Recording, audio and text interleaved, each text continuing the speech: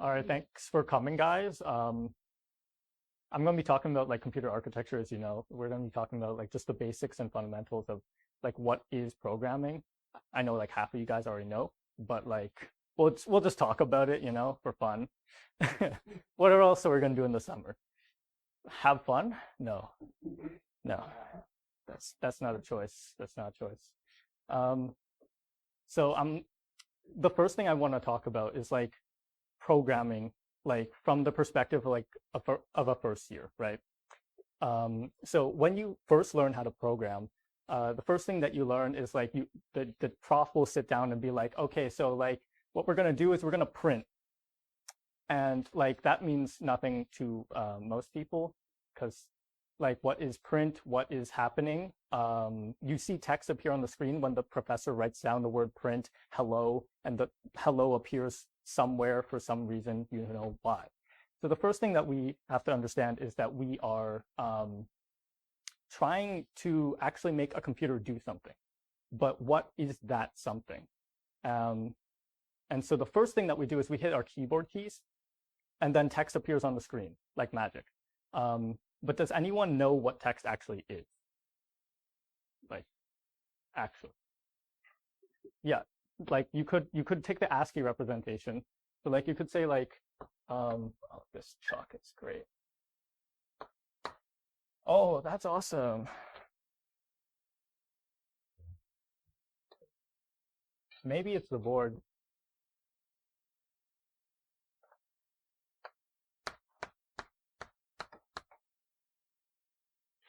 Is that even legible for you guys? Okay, we'll just keep going with it then. So like the ASCII representation is like the classical representation of text. Yeah. Yeah, we'll just keep going. So ASCII is like the classical representation of text that we use, but it's a little outdated actually. And so most professors will tell you that we use the ASCII representation, but that's a lie.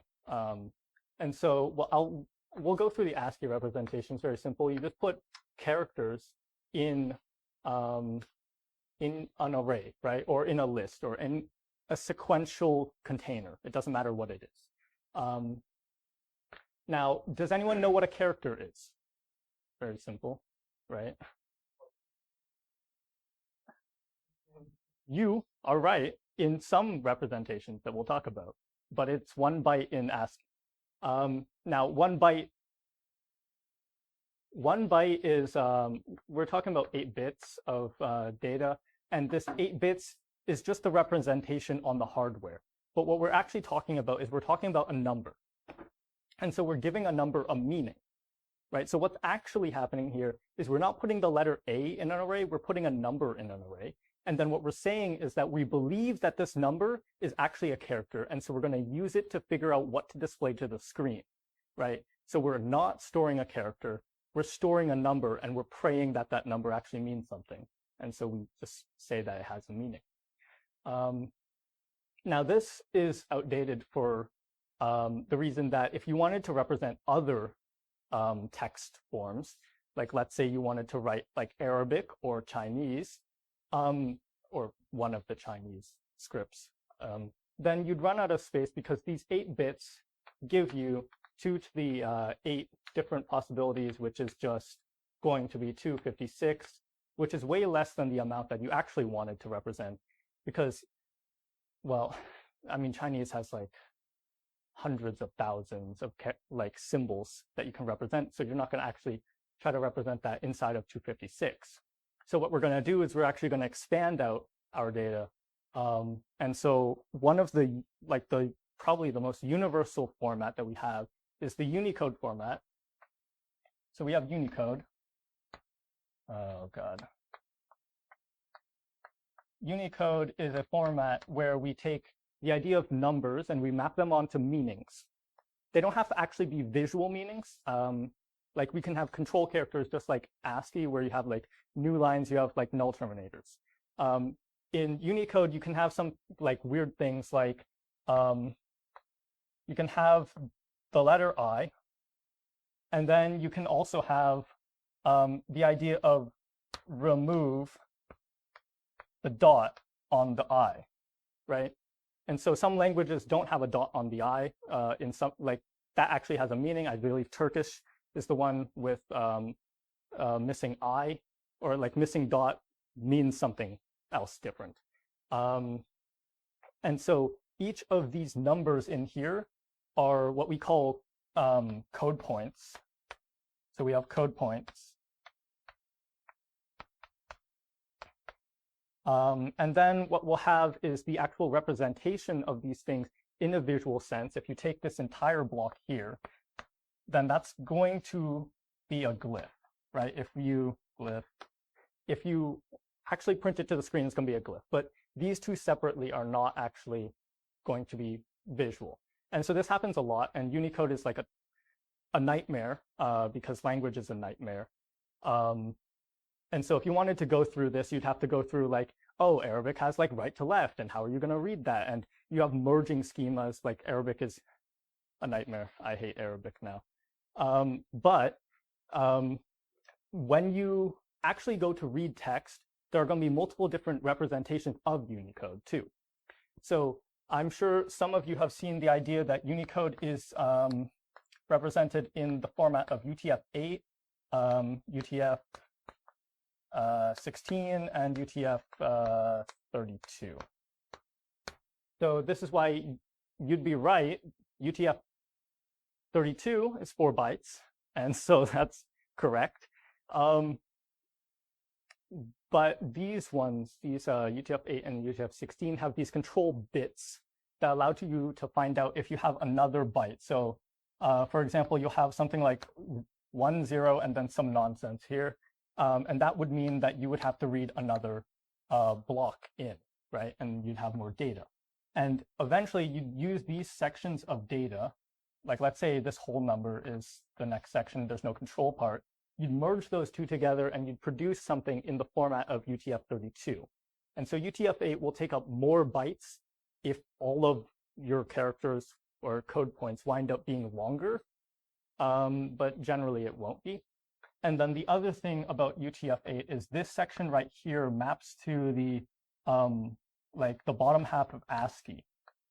So if you want to keep representation on like your terminal or something like that, you'll find UTF-8 is the most useful for you, just because if you print out UTF-8 and it happens to be all English characters or whatever, then it will just print out as if it was just normal ASCII, and it would work out because the numbers are actually the same. Yeah. So this is like the general representation of text that we use. And I've seen this mistake happen a lot, where you assume that you're using ASCII because your professor has only told you that ASCII exists and that's the only thing in the world. Don't make that mistake. Actually read what your format that you're given is. And that applies to most situations. You assume that you're working with some format, and then it turns out you're not. Some people have assumed that you have little endian format. Little endian format is a format where you have your bytes leading up on the little side is on the far side, right? And so we'll have little endian over here and big endian over here, where, sorry, that's like dumb, but like you can have flipped representations of your bytes. So if you have 4 bytes, you can have them in reverse or not. And I see this often, especially in the networking field. When you first enter, you assume that the number that you printed, like the number that you print out, is going to be in the same format that your computer uses. Turns out it's not, and then you, I don't know, you leave computer science, you give up. But do we have any questions about text before we like move into like actual computer stuff? No, no question. That's awesome. I didn't want to answer anything about text anymore. I'm just going to erase this.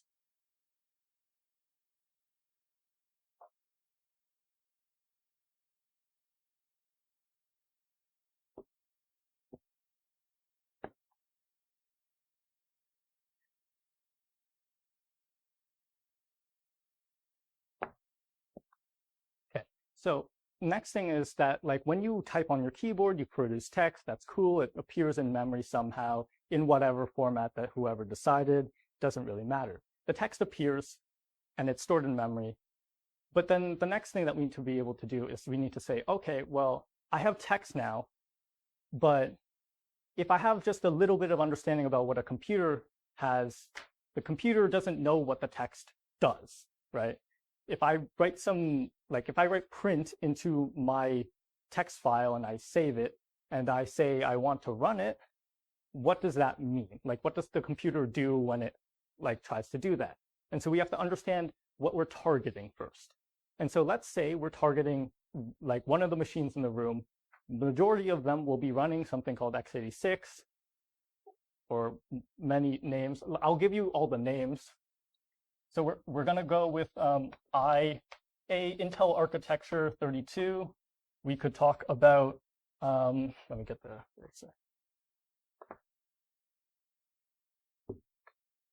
you could talk about the x86 architecture, and you could talk about AMD 64. You'll see this hellscape of a naming scheme. These are all the same. No one knows why we did this to ourselves.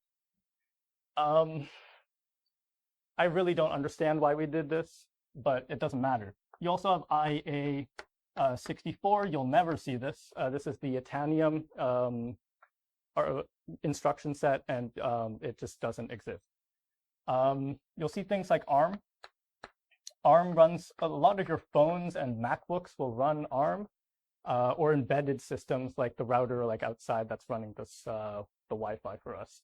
And then you'll see other things like RISC 5 or MIPS. These are all just names of architectures that our computers can run. So there's different formats that our computers can actually run. There's specifications for numbers that your computer will read in and then use its meaning to actually produce some change inside of its circuitry, right? And then it's going to do something hopefully useful, or maybe not. And generally, people often talk about the differences between this one and literally everything else here. And they go, this is CISC and this is RISC. I hate that because there are different ways that you can categorize something as RISC or CISC. So CISC is complex instruction set, like computer, I think, or something. Doesn't matter about the last C. And then RISC is reduced instruction set. Now, what does reduced mean and what does complex mean? Honestly, no one agrees. But some people think that RISC means you have load store architecture. So when you go and access memory, you will load things and you will store things explicitly. Or maybe you could pack that data directly into your operators, and then your operators will do it kind of implicitly. And so you could consider that to be RISC versus CISC. Or maybe you could consider, instead of addressing memory, you could talk about how many instructions do you have. You could talk about whether or not you have variable length instructions. And there's honestly too many things you could talk about. So I don't like the distinction between RISC and CISC being so binary. Instead, you should think about it as this. This architecture here has variable length instructions, just like UTF-8 that I drew earlier. And then the RISC instructions, some of them, you can't really consider ARM fully because ARM actually has multiple instruction set types. If you think about Thumb2, the subset of ARM in Thumb2, you have 16-bit and 32-bit sets, which are two different instruction lengths, which is variable length. So you have to really look at what you are actually targeting to actually understand it, and instead of just yelling the word RISC versus CISC. But these are instructions, just like kind of how those numbers are instructions for the computer to print things out. And so we have to target these instructions. But to understand what are these instructions, you have to understand kind of what the basis of all of these computers do. I do feel like most of you guys kind of know, but we can talk about the basics. So we have something called the move operator, and we have something, how's the table? Cool. And then we have the middle board. Yeah, okay.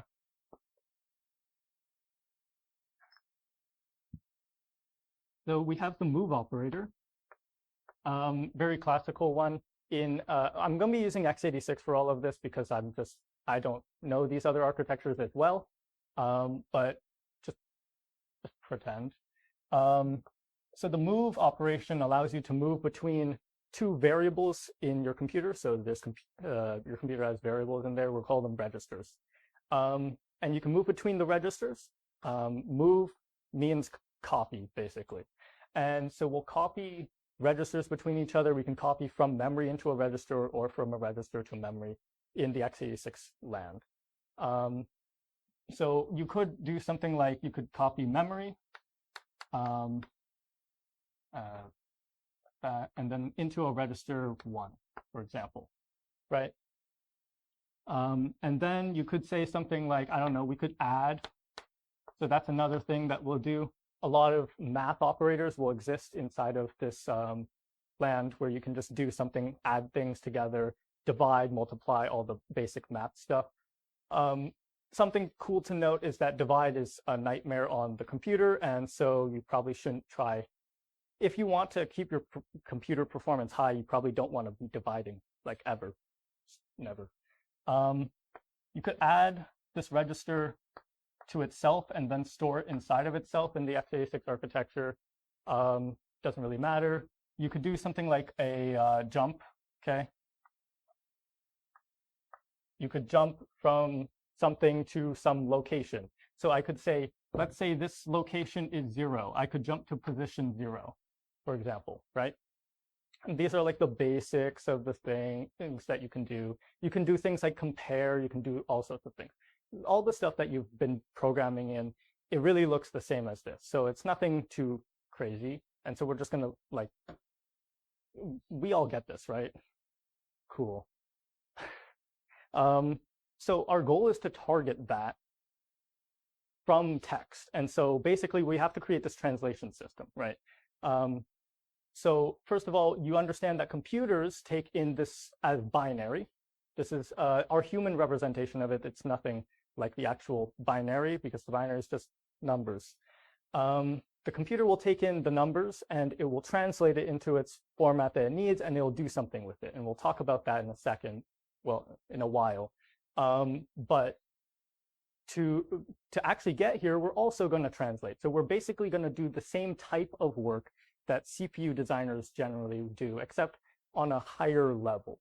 And so what we'll do is we'll take some text. Let's say you have something like, you have some text that says we have an integer x, and it's equal to 32, okay? And I'm going to put a semicolon because I write in C. And then I'm going to say if, let's just stand on this side for you.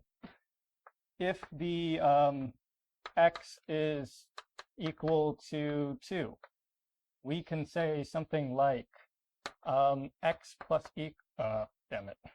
We'll just go with equals. X equals x plus 2.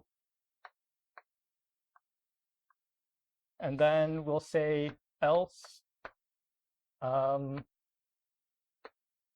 x equals x times 2.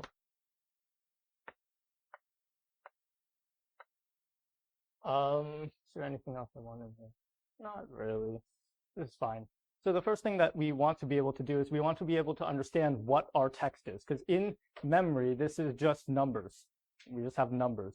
So the first thing we have to be able to do is we actually have to break down these numbers into something that has more meaning, right? Because we want to be able to say, okay, like I have some text, but I have no idea what this means. Let's figure out what it means.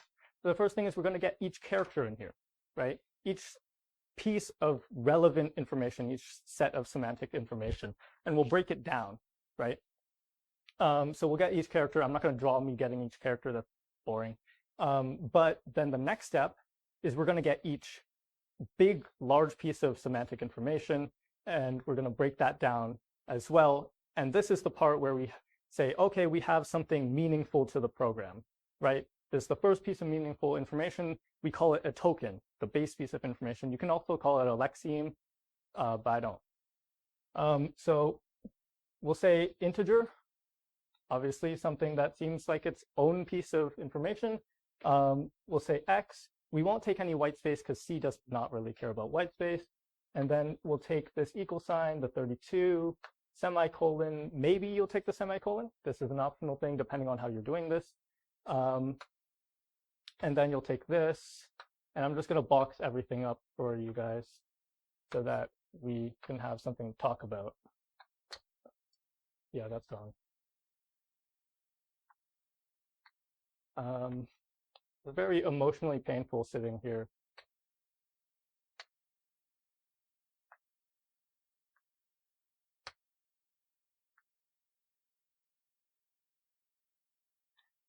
Okay. Okay. So it looks terrible, but we have this stream, and I've ignored white space. And this is just going to become, well, most of the time, compilers these days will not really create the whole array of all the tokens that you're going to have, because that's going to take up way too much memory, because you're just going to duplicate your entire structure again. So you'll normally do this one part at a time while you do the next step. But this first step that we do is called tokenization. And after we tokenize, we're going to do a thing called parsing. Parsing can be done in like 100 different ways. One of the ways is just standardly, we just throw them into this thing called an abstract syntax tree. It's a tree that represents the ordering semantics of each thing in this file, right? The other ways we can do this is we could do something like, we could try to push it into something called like reverse Polish notation, where you push operands in. So you could push like this 32, or you could push this x in first. You could say create the x and then push 32 into the x and so on and so forth. It's a lot more involved, and you have to understand a lot more about your language to do that. The easiest way to do it, which isn't especially efficient, is the AST way, but it's like the easiest way and it's the most flexible way, and we'll do it the most often. So we'll say something like, do I really want to? We'll say x is equal to 32, and we'll tag it with the idea that it's an integer. And then we'll say, okay, the next step, because the tree can actually have branches, I'm not going to draw each thing if it doesn't actually have a branch in a different direction. So we're just going to draw it linearly. But the next thing actually does have a branch. So we'll say, we're going to say if x equals 2, then we branch. And we'll have a true, and we'll have a false. If you didn't have an else, you could maybe format your syntax tree in a different way, but we do have an else, so we'll handle that. In our true case, we'll just say that we'll create an x. We'll just set x equal to x plus 2, and then we'll just say x is equal to x times 2. And then we need to be able to merge these two. So I'll just say this is its own block. It's its own node. And then we'll say anything that comes after it is an instruction that we'll put in there. That way we can actually merge these two at the end. So that's the next thing that we have. We have an AST, right? So we have our tokens, or AST. And then the next step is that we need to actually get closer to the hardware, right? Because now we know what our program kind of looks like. We need to get closer to the hardware. But there's also another step that we'll often do, optimization. We all kind of know compilers will optimize code for us.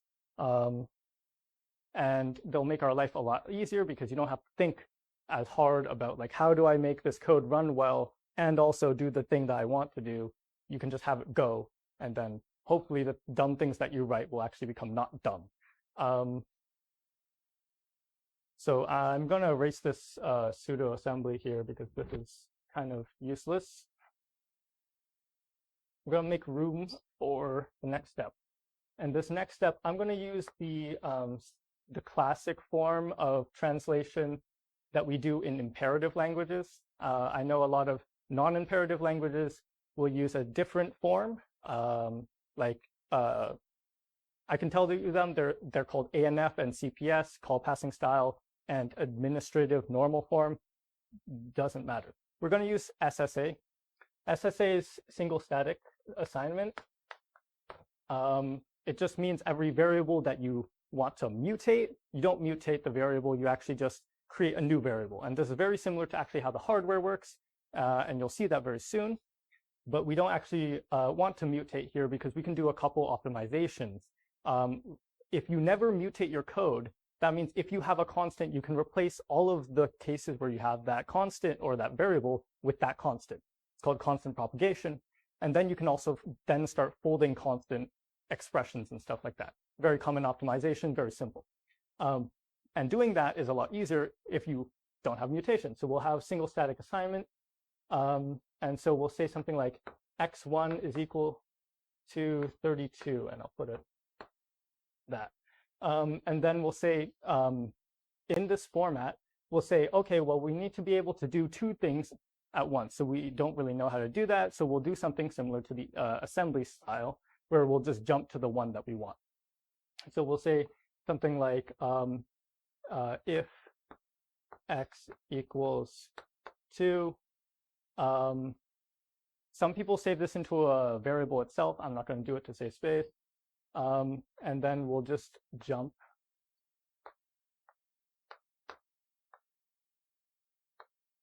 We'll jump to we'll call it label 1. And then we'll put label 1 here. And then we'll say, okay, so if it's true, we want to jump to that label. So we'll say this part goes in here, and we'll just say x. We'll say x2, and this is a 1, sorry. X2 is going to be equal to x1 plus 2. Some people will save that 2 into to a variable as well. I won't. And then we'll say something like, we need to merge this x2 with the x1 after, because we're going to potentially use it. If you weren't going to use it, then it would turn out that all of this code would be useless and you'd delete it all. That's called dead code analysis. But let's just pretend that we're using x later. And we'll say we'll merge x2 with x1, or sorry, x1 modified, right? So we'll modify x1 with x2. And so we're just stating to our language, hey, we're going to modify x1, but we don't in both branches or in one branch. And so we need to be able to merge it later. And so you're going to keep some sort of table that says, oh, I'm going to merge this. And then you're going to say, okay, so otherwise, if it's not true, then you're going to say, we're going to run this. So we're going to do the exact same thing. You can say x3 is equal to x1 times 2. And then you'll merge x3 with x1 modified. And then at the very end here, oh, I'm missing a part. We'll just put it here. We're going to jump to L2 here, and we're going to put L2 here. Hopefully that's legible. This just means we want to skip this section here if we actually ran the false case. So we don't really want to run both. So we're just skipping it. And we'll say L2 is here. And then any of our code that we would write here would appear. And this looks basically like assembly, but we have a couple features, like we're kind of simulating registers, but we are kind of saying we have like infinite of them. And as you know, your computer is not infinitely large. So we're just pretending that we have infinite space. A couple things that we can do here are, first of all, you can see this is a constant. So you can just propagate this constant throughout all of your code. The second thing you can see is this is now a constant expression. So you can merge that and you can realize that this jump will never happen. So you can remove this dead code and you can just run this code right here. You can notice that this is a multiply. You can do something called a strength reduction. It's a people optimization. A people optimization is where you take a window and you just say optimize within that window using pattern matching. And the pattern says if you're multiplying by a power of 2, just shift it to the left by n. And if you know how binary kind of works, like just like decimal, if you shifted your decimal to the left by 2, you'd multiply by 10. Same thing for binary. It's base 2, you'll move it by 2. So we'll do a shift left because why? Because the shift left is actually a faster operation than a multiply. Multiply typically takes a lot longer because you have to have a larger circuitry to actually be able to multiply. But in this case, we just know it. We're just going to move our data 1 over. So we'll do that. And then it turns out that like you don't actually need this merge anymore, so it's fine. And then I missed one thing, which is you need to state that you're merging x1 so that you can say these two branches are the same, but this merge would disappear and this merge would disappear because all of that would be useless because we know what 32 is. And then it turns out we don't even need to actually do that calculation in that shift at all because we know the number. So we'll just calculate the number. And so it's going to be 64. And we'll just save 64 and delete all of this code. And so that is what you'll typically see a compiler do. And if you're ever trying to optimize code and you like bring out your code into a separate piece of like into a separate file, you try to optimize it and you run your compiler and it takes 0 seconds. Something like that might happen where you let your function inline or something like that. And your compiler decided, well, I know what the number is. Here's the number, we're done, right? So compilers will do a couple optimizations, I'll tell you them. They'll do function inlining. So because the function, the idea of a function is that you jump to some other instruction to run that instruction and jump back, that's some time that is taken, and also things about cache, and we'll talk about that. But we don't want to be able to do that, so if you're calling a function, you'll inline it here. Other things you'll want to do, strength reduction we talked about dead code elimination, constant propagation. You have things like if you're in a loop and you have something that you calculate every time in the loop, you can take that to the top of the loop outside of it and calculate it once. It's called loop invariance. Other things you can do, you can have something like loop induction variables, where if you ever have like a variable that says like I equals 0, I plus plus, and then some condition, that means what you're actually doing, if you don't modify I inside that loop, is you can say, well, I know that if I'm multiplying I by 2 every single loop, that means what I'm doing is I'm just adding 2 to I every single loop, right? Because your number will be 0, 2, and so on. So you'll just keep adding 2, and you'll save that variable at the top because multiplies are more expensive than additions. And you'll see that if you do like digital logic. Is there any other like major one? I don't think there's any other major optimizations that compilers will do that you should be aware of. But those are like the big boys. Certain things like that are redundant stuff. Like if you have like an operation that like adds 2 and then subtracts 2, maybe you should remove that and store them in 2 different variables. But yeah, we'll do something like that. And then this is pretty simple to transform into assembly. If you know how assembly works, you'll actually just know that this is going to be basically what you want to output, and you're just going to turn this into like binary, and we'll just call it like x86, right? Let's say that's what you wanted to produce, that's what you would produce. Now, there's a couple different targets here. So the first target I said was x86, but you could actually just target any of these. That would be no problem. This format lets you target that, and most formats do. So you can target any instructions that you have here, and which is why you can have a compiler. For example, the GCC compiler can compile to x86, but can also compile to ARM. And so you'll have different targets like that. You can also have a target just called like eval. And this is an interpreter now, right? So you could even skip the SSA step and just start interpreting from the AST, but often we'll move into something like SSA or 3 address code, which is kind of similar to SSA, but you don't need the requirement of single assignment. Just because if you have a loop, then you probably don't want to figure out where the top of the loop is in a tree. So you'll have it in a linear format. That's evaluation. You'll have interpreters, compilers, And then you have another thing called just-in-time compilers, where you output your own custom format, right? And then you'll go to evaluation, or you'll go to binary and execute it live. The reason why I say evaluation for a just-in-time compiler is, in my mind, evaluation is just the process of going through some format and producing a result, which kind of is all of these. So in my mind, all of this is evaluation. And then this is all just compiler. But we can call these different things. You can call this a just-in-time compiler. And you can call this a compiler. You can call this an interpreter. They're all kind of just different stages of the same thing.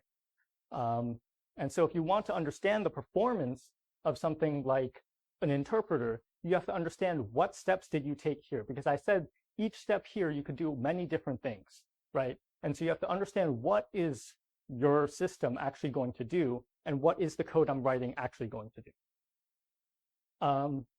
And so this is the system that we have for producing our output. The last thing that we have is, if you produce a binary output, what are you going to do? You're going to load that into memory, and then you're just going to ask the computer to run it. That's it. That's all that happens. Now, you might have libraries, so you might load that as well, and then just tell your code where the library is. Nothing crazy. And that idea is called dynamic linking, where you load a library and then you run your code with the library. You could do this statically. Static ones will just take two sets of binary with all the labels here of each position, because sometimes you need to be able to say, oh, I have like a print. That's a label that I don't know about. You need to replace that with it. And so you'll go in and you'll replace those. And so that's the linking steps. You can do them at different times. It doesn't really matter. So that's like generally how the execution pipeline works, and like how you actually get from your text to the computer, like what the start of the computer. And from there, you could call it black magic if you want, but we're going to go into what actually the computer will do with this. I won't be writing binary on the blackboard because I don't memorize assembly binary. But yeah, do we have any questions about the pipeline system here at all? We're all good with that? Cool. Yeah. So we don't have any questions about like the compiler, linking phase, anything about optimization, nothing? We're all good? Very surprising. Like, I just like dumped a bunch of information on you and you're fine with it. I'll erase it then.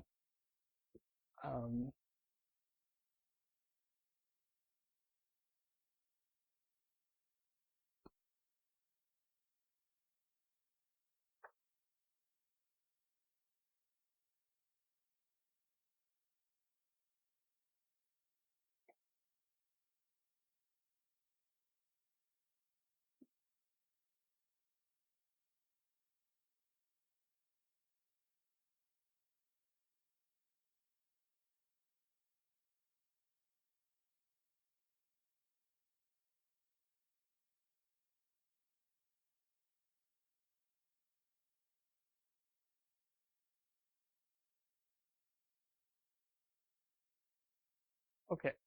So are we tired? Do you guys want like a small break, or should I keep going? What do you guys want? What system do we want here? It's like, I can keep going, but all right, bet. But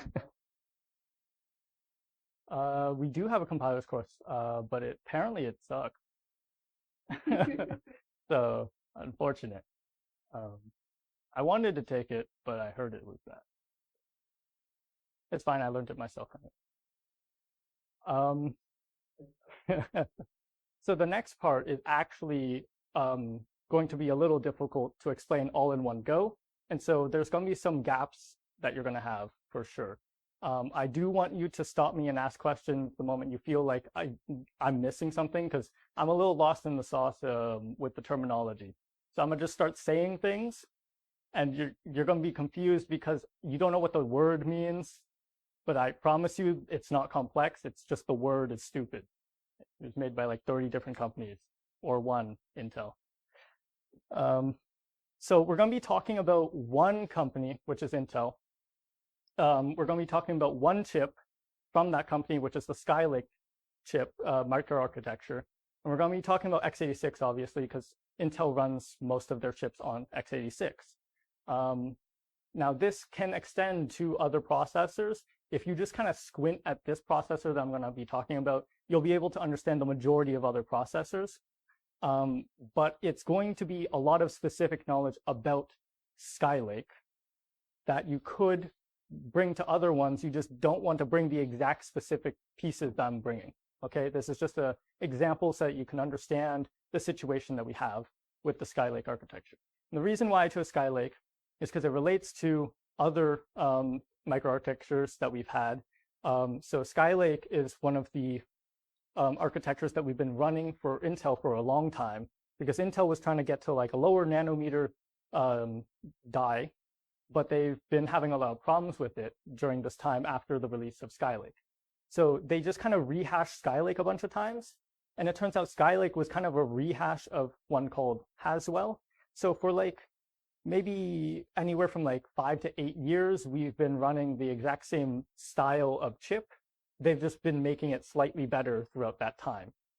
And then eventually some things like their newer microarchitectures like Alder Lake came out, and then we actually had new microarchitectural changes that actually were like quite like groundbreaking, I guess. And then also AMD kind of like is doing their own thing, and Intel's crying about it.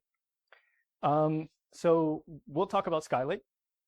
So the first thing that I want to talk about is just CPU in general. A lot of people have seen this idea. You have the idea that you can take your, let's say your instruction set architecture, right? Your instruction set, the x86 code. That binary will read it in from the CPU side. This is what the CPU will do. It will take that and it will go and fetch the instruction that it needs to run, right? And then it will take that instruction and it'll do something simple. It'll just figure out what that instruction needs to be done, right? So like, what does it mean? Just exactly the same thing that we did earlier. Now, some CPUs don't have to do this. The CPUs that are not variable length often will not do this. So some people complain about RISC versus CISC. That's one of the cases where people go, variable length kind of sucks for the CPU. It could be true, but it also saves space sometimes, as you know, with UTF-8. So we're not really fully 100% sure on that one, but let's just pretend that they're right. It doesn't matter. You could skip this decode step. The other thing is that you'll execute it. So execution is kind of like when we outputted our binary. It's the last step that really has large meaning. And then after execution, we're going to do two more things. We're going to do a run into our memory, right? Because the CPU has its own registers and its own variables that it's going to be handling. We're going to go to the memory and we're going to go update anything that we need to update. The other thing we're going to do is we're going to update, right. So we're going to update or write back those updated, executed instructions on our registers and update the registers that we need to update. Now, this sort of memory write-back system might be in a different order sometimes, and this is like not always the CPU. Sometimes you squash them all together. But modern CPUs will break them apart for one major reason. I'm going to steal an analogy. So imagine if you had a machine that can wash your clothes and also dry your clothes, right? And so you want to go and wash your clothes. You have like a couple loads to do. So you dump the clothes in and you let it run. Now you have to wait. Let's say the whole cycle is 2 hours. So now you have to wait 2 hours between each one. So let's say you have 4 baskets, right? You have 4 baskets and you want to handle each one. So you're going to do one big cycle for the wash and one big cycle for the heat, right? And then you're going to do the same thing again and again and again. And I'm not going to write them all, right? And you know what? We'll go with 2 because I don't want to draw them all. if we didn't do this, then we'd do something like we'd break this machine into two pieces. And we'd say we want a washing machine and a heater. And then we'll take one basket, we'll go wash it. And the moment it's done, we'll put it in the heater and we can start washing a new one. This is called pipelining. The benefit is that if you have the two baskets, you'll get a wash cycle, you'll get a heat cycle, but then you can start the next wash cycle immediately and you'll end earlier, right? It's the benefit of pipelining.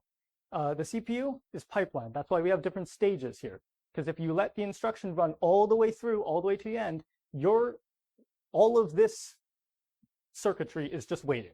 It's doing nothing, right? So we actually do some extra work to figure out how to break them apart and like lockstep them to doing specific pieces in steps so that we can actually feed more instruction through with higher throughput. And so this is what throughput means. So the latency to go wash one and heat one is 2 hours, right? But the throughput is different. The throughput here, we can say it takes, we can get 1 in every 2, right?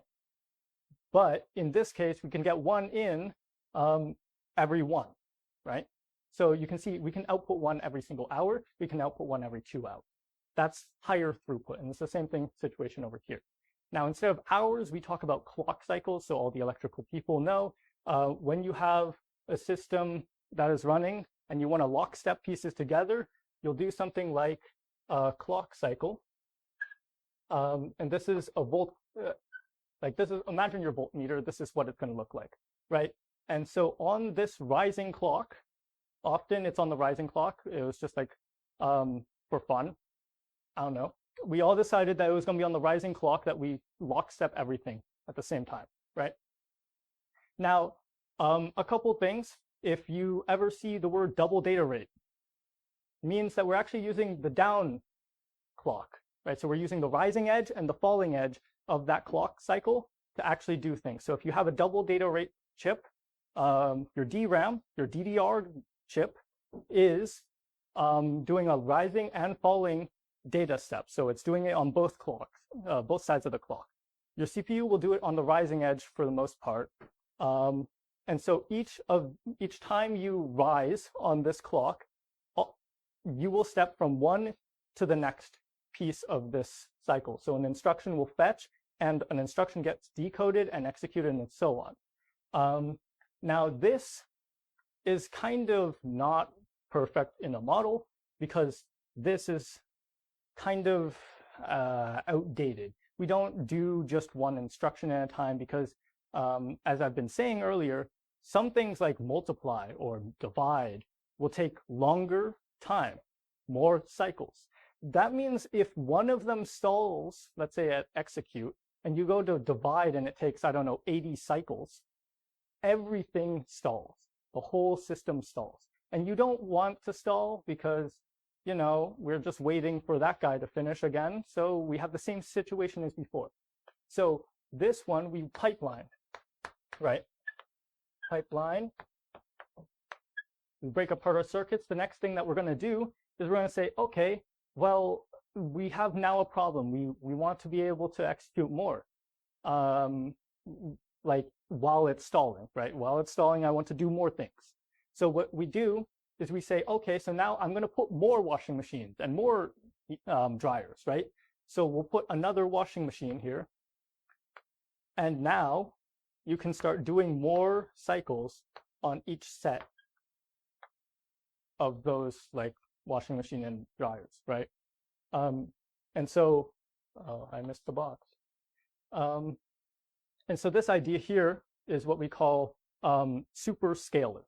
Okay, Superscalar is when you basically just copy paste the same thing and or like have more things that you can do at the same time. And so a lot of these things will do multiple things.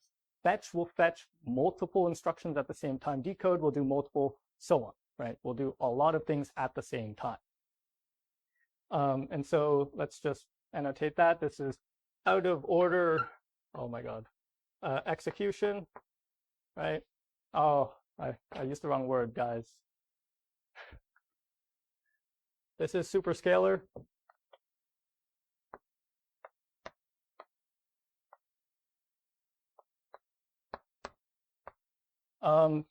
And so we'll do multiple things at the same time, is Superscalar.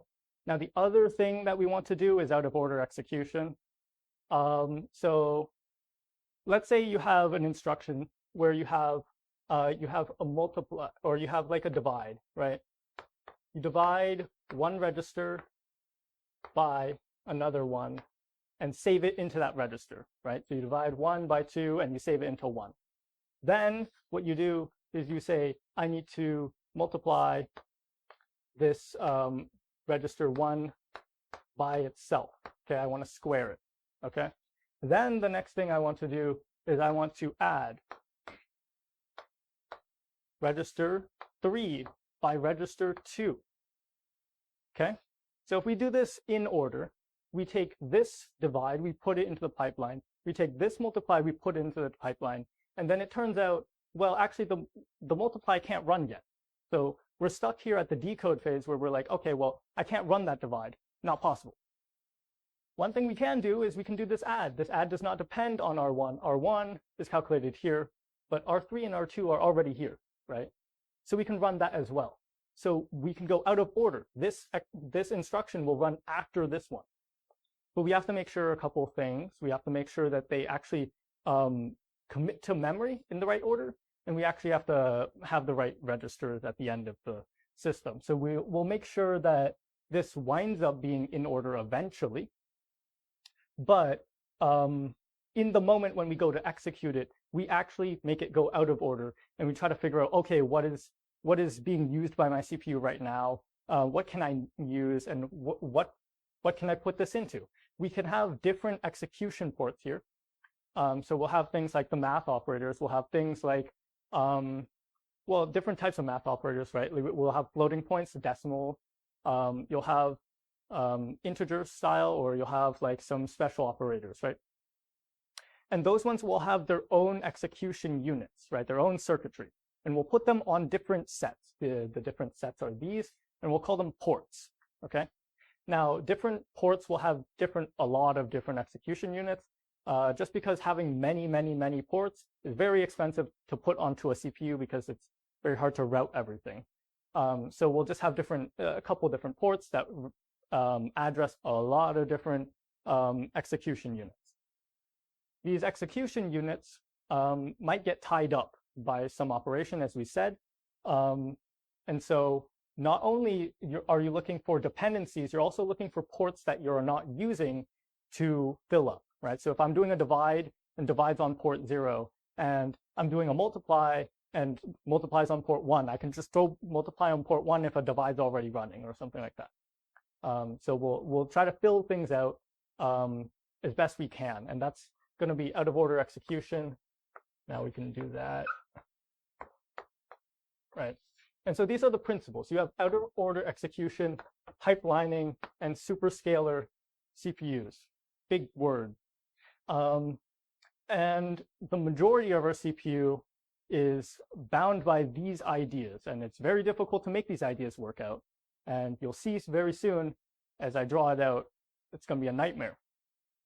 There are a lot of steps in making this work, and you'll find out that this idea of a CPU is no longer valid because this is too simple. It's too linear. It's not everything a CPU will do. So let's start with memory. Okay. So you have, let's section this off. You have your RAM module here. And let's say you loaded your program into RAM, okay? It's already in there somewhere. And you already have the right permissions and everything. Your operating system has set up everything. We're just going to pretend everything is worked out. The next thing we're going to do is we're going to send that over to the CPU, I guess. Yeah, we'll go to the motherboard first. Oh my God. We'll go to the motherboard first, and we will just pass our data over, and the CPU probably requested it at some point. Then what we're going to do is we're going to send it over to the CPU. And the CPU, I'm going to draw way bigger than the motherboard because that's definitely how that works. And we're going to have this thing called a system agent, which has a lot of things inside of it. It's known for I/O.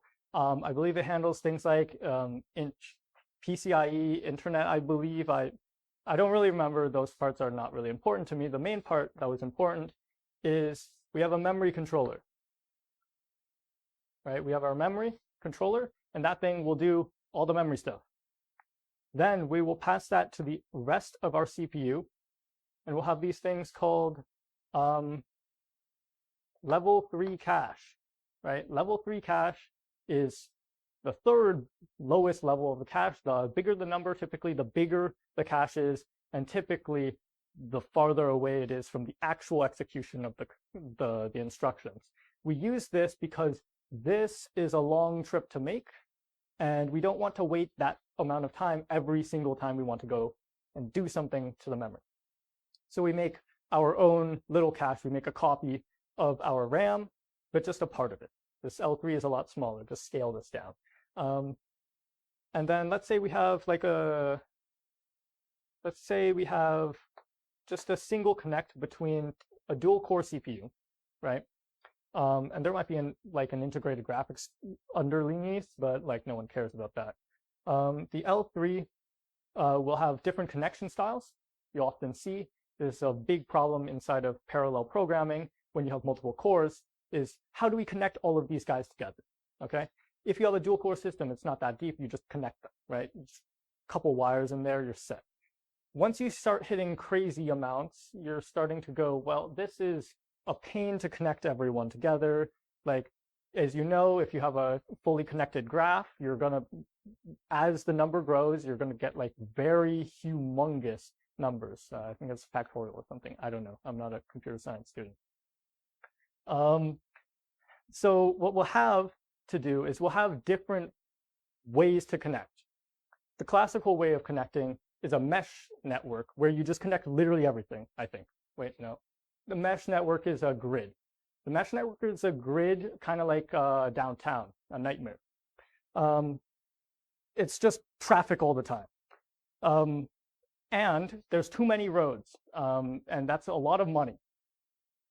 So sometimes you'll do what Intel did, and you'll make a ring buffer where you connect all the cores with a ring and connect the memory with that ring. And so each stop in that ring is kind of like a train. It's a circle train, and that ring, each stop will have a stepping amount, and that's going to also step by a different clock, I believe, than the CPU clock. I'm not entirely sure, but I believe it was a slower clock. Ring buffer. So ring buffer is just a, oh, sorry, I used ring buffer. What am I? Ring interconnect, I believe. What were you missing? Okay. Yes, so we have to connect our L3 and all our cores together. And so the way we do that, we have multiple ways. We have things like mesh, where you have grid, right? Or you have a full connected graph, or you have a ring, right? A ring just connects each one to the next one, circularly, right? That's all. Yeah. So I want to expand this CPU out, and we're going to talk about the CPU. So we get our instructions and first our instructions. We'll get our instructions all the way through to L3. You might pull some data in too, and you'll put them into your cores using whatever interconnect style you want to have. And then inside the CPU is a nightmare. Also, all of these are individually nightmares. I think this is probably one of the smallest parts. The CPU is probably one of the smaller parts of this entire thing. There's a lot of even just writing the word memory here should have been I don't know, 3 semesters worth of me talking. But we're just going to talk about the small part, which is the part that the software people will actually care about. The programming, you want to care about this the most. RAM is probably the second most important for you, but this is very important. So this will be we'll start here at L2. Okay, L2 cache is just the next cache that is going to get pulled in by L3, and then we're also going to have something which is completely unrelated, and I hate how they name it. It's the L2 TLB I, right? The instruction translation look ahead buffer. Worst name ever, IBM. This L2 TLBI is the second level of the TLB, which is a cache for translations of virtual addresses. So as many of you know, you have a process, and that process will not look at all of memory at the same time unless you're the kernel. That process will look at memory as if it owned the entire memory space, and then sometimes you'll access some data that it shouldn't have, and you'll seg fault, and you'll get a general protection fault. It's great. But we don't want our process to be able to look at other programs' memory, because that means you could create a program to read someone's password out of memory. So we create our own process space, and we'll do translations between your fake address and physical address. So these are our cached lookups for those translations. Okay.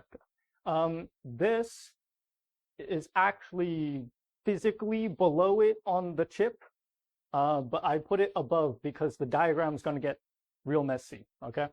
I'm going to try to keep the positions of everything relatively similar for the electrical people, but it's going to be a little fake. The next thing is we're going to pull this L2 into L1. And just for your note, I'll just put an L1 TLB here as well. And so we're going to pull that data into L2. Just a note, the Skylake L2 TLB is 256 kilobytes. So if it doesn't fit into 260 kilobytes, you're going to be going out to L3. So I suggest, if you can, if you're optimizing for Skylake, fit it inside of this guy at least. And then this one's 32 kilobytes. So if you're thrashing between those two, try not to, I guess. And here's where the nightmare begins. We're going to get our instruction fetched, just like we had over there. Instruction fetch, right? We're going to fetch our instruction. We're going to pull 16, at most 16 bytes into this instruction, during this instruction fetch, okay? And this instruction fetch, its job is to do the variable length instructions stuff. So the instructions, as you know, in x86 are variable length, and we need to be able to find where all those instructions are and begin decoding them. So that's that guy's job. We'll pull out 16 bytes-ish. The next part is we will push that into our instruction queue. Oh, I'm running out of space, eh? This instruction queue holds 50 instructions ish, and then we will we'll do an optimization here. So a couple of our instructions are always next to each other and also can be executed with each other. So instead of taking up multiple entries, as I said, this thing takes up 50 entries, right? So you can hold 50 entries in here. That's going to be the same for a lot of these components that I'm going to be drawing. There's going to be a number of entries you can put into buffers. So preferably, instructions that are always going to be next to each other should maybe become one instruction. And so that's what we call macro fusion. So you have this thing called macro fusion. I'm not going to write the whole word. So macro fusion is just the idea that you will take those instructions and merge them together. In the Skylake CPU, this literally only just means branch fusion. You will merge two branches, or a branch and a test together. So a compare and a jump, or a conditional jump. Those two generally get merged together in the Skylake CPU. But in theory, you could merge more. We just don't need to. So that's what's happening in the instruction queue. We're also just queuing them up for other things if the rest of the data gets like stalled for some reason.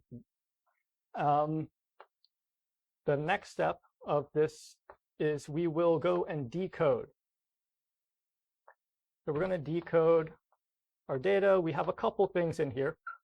You have the complex, and then you have 3 simple decoders, which I made not enough space to write the word simple. That's how simple they are. We'll just trust that it says simple. So the way that this works is that some x86 instructions on the Skylake CPU will produce many things that we call micro-operations. As you know, we have variable length instructions. It's a pain to use variable length instructions throughout the rest of the CPU. So what we do is we create the non-variable length instructions in the CPU. We just don't want to deal with that. Some things are a pain. When we create, let's roll it back. So to do that, we actually convert them into this other format called micro-operations, and they are proprietary. You don't actually know what they are, but you know that they exist. And we have to be able to convert our instructions into specific operations, but sometimes you can't. And so that's what the complex decoder generally is for. Some things like add with carry or vectorized moves will do multiple micro operations at once.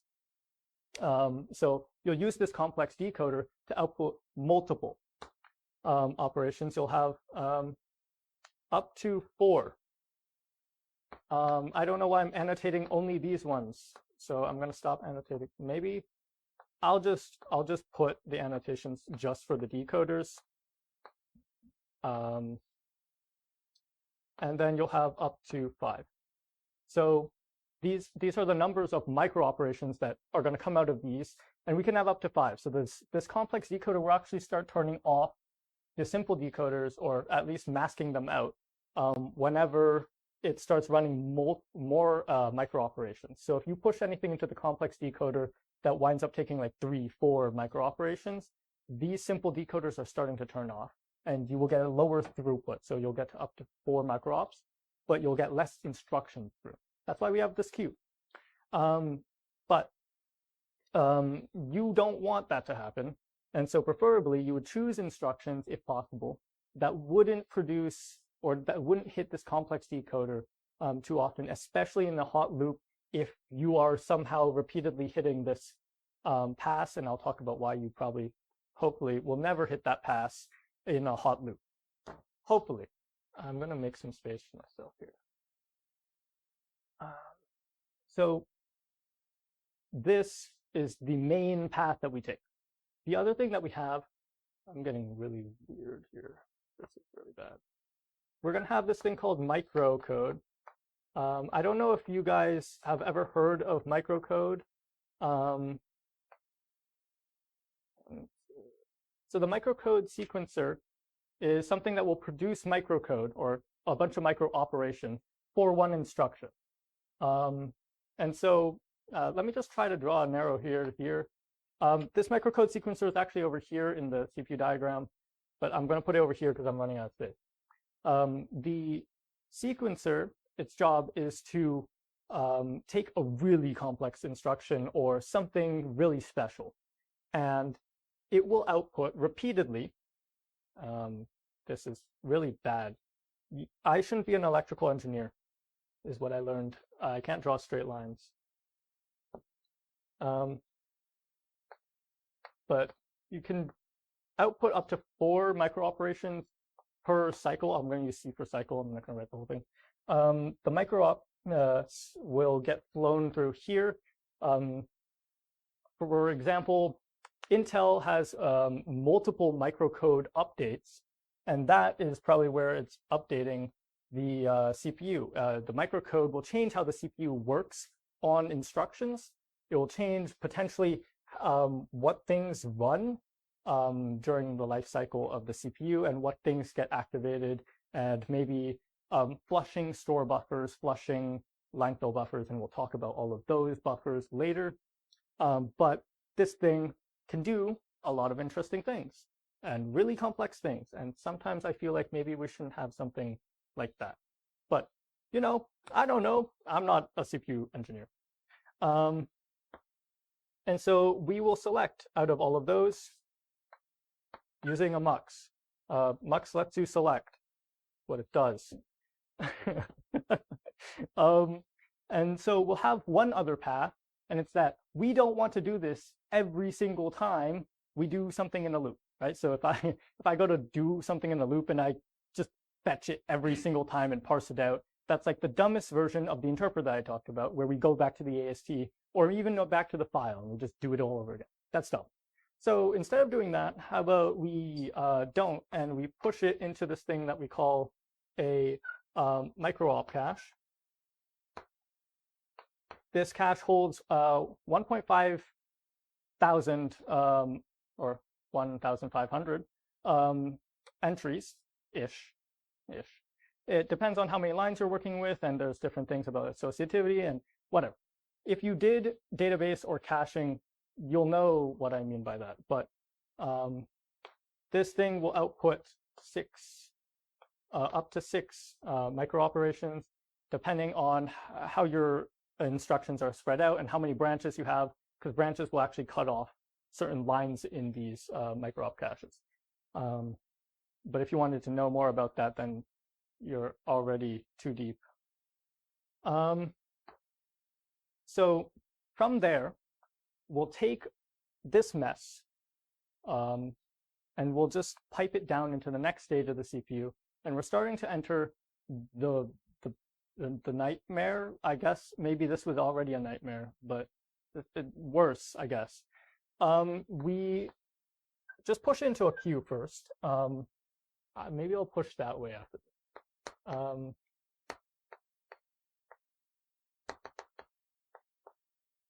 Decode. So we have an instruction decode queue. Oh my god, I hate this. The instruction decode queue will do two things. You have one thing called LSD. Yeah, the LSD. It doesn't exist on Skylake anymore. We turned it off using a microcode sequencer because there was a bug in it with the partial registers. But the LSD is a loop stream detector. It detects loops, and it kind of acts like a micro-op cache. It detects loops, and I believe it does like 40 instructions max or something like that. And it takes a couple times to go through this system to be able to detect it, and it would dump out the code instead of all of this doing it, and it would actually just turn it off. Same thing with the micro-op cache, it would just turn it off. That way we save power, because CPUs draw a lot of power and we want to save power, so we just turn things off when we feel like it. That thing's no longer on Skylake though, unfortunately.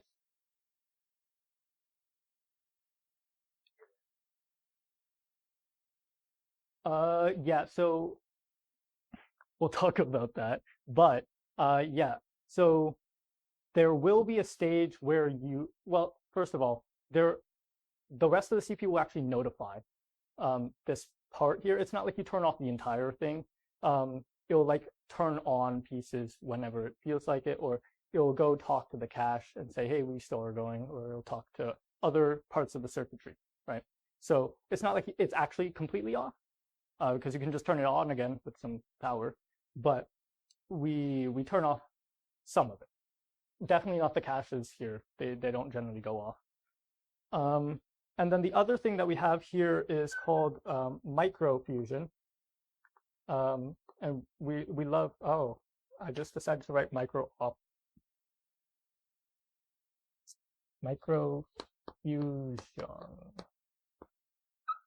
So microfusion, just like macrofusion, merges things. But in the case of microfusion, the operations don't actually execute together. So in the case of macrofusion, you took two instructions, you literally made them one micro operation. But in microfusion takes two micro operations, merges them together until execution. When it merges, it removes them again. I actually lied because microfusion actually happens here. But I remember that the diagram I saw actually put it here. I don't know why it put it there. Because it's impossible to put it there. I'll tell you why. In 1 second when I find out where to put it. We'll put it here. Micro.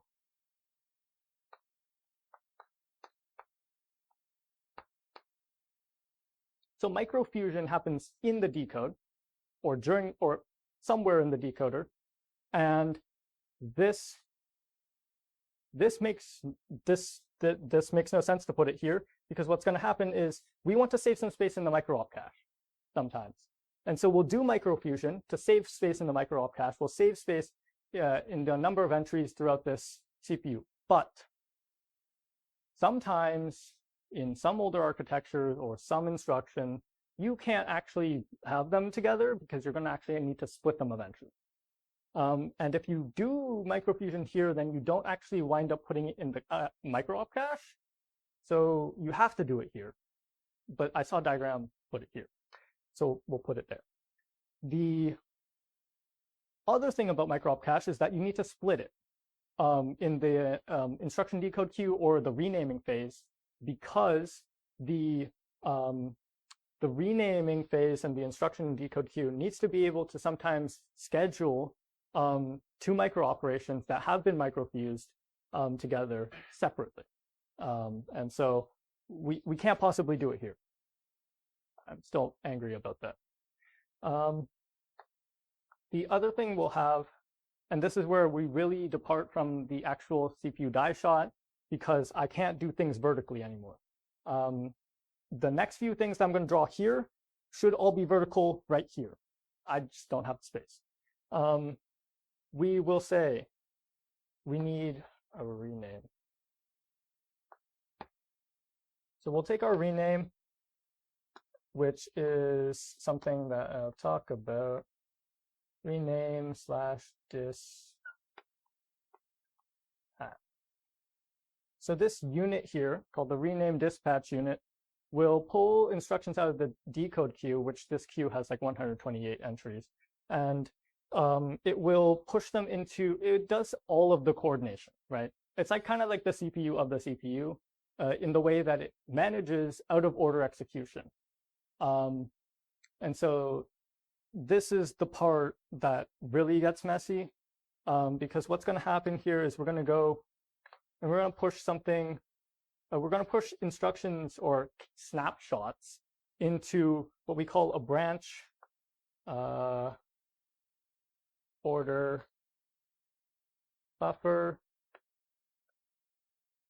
And this branch order buffer will be used later, as you will see, to roll back CPU state if we ever make a mistake. For example, if there's an exception, right? So if you throw a floating point exception, you can roll back state or something like that. The other thing that we're going to go contact is the register allocation table. Register.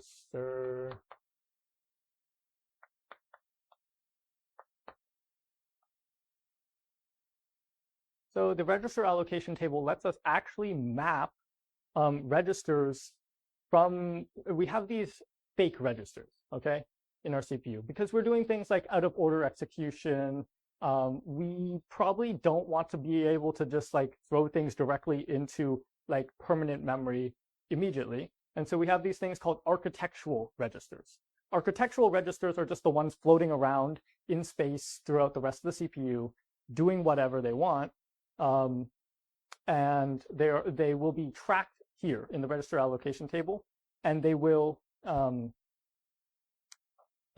be mapped onto physical registers where they will actually be stored when they complete. And this guy, or the rename guy, will actually do certain different algorithms like scoreboarding or Tomasulo algorithm to keep track of which instructions are complete, which ones have dependencies still running, which ones are in flight, and whatnot.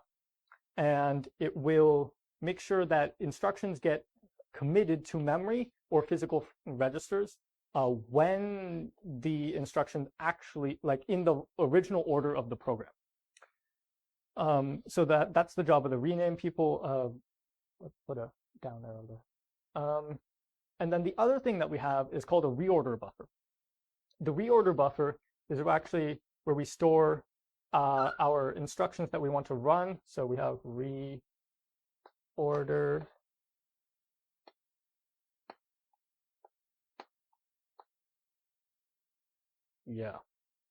that's typically written as Rob, which I don't know how that happens. But the reorder buffer has 224 entries in the Skylake, and it will basically also help with the rename dispatch system to keep track of everything, right? It's part of that Tomasulo algorithm. And we will also now, should I write that now? No, it's fine. The reorder buffer will push it into the out of order execution resources.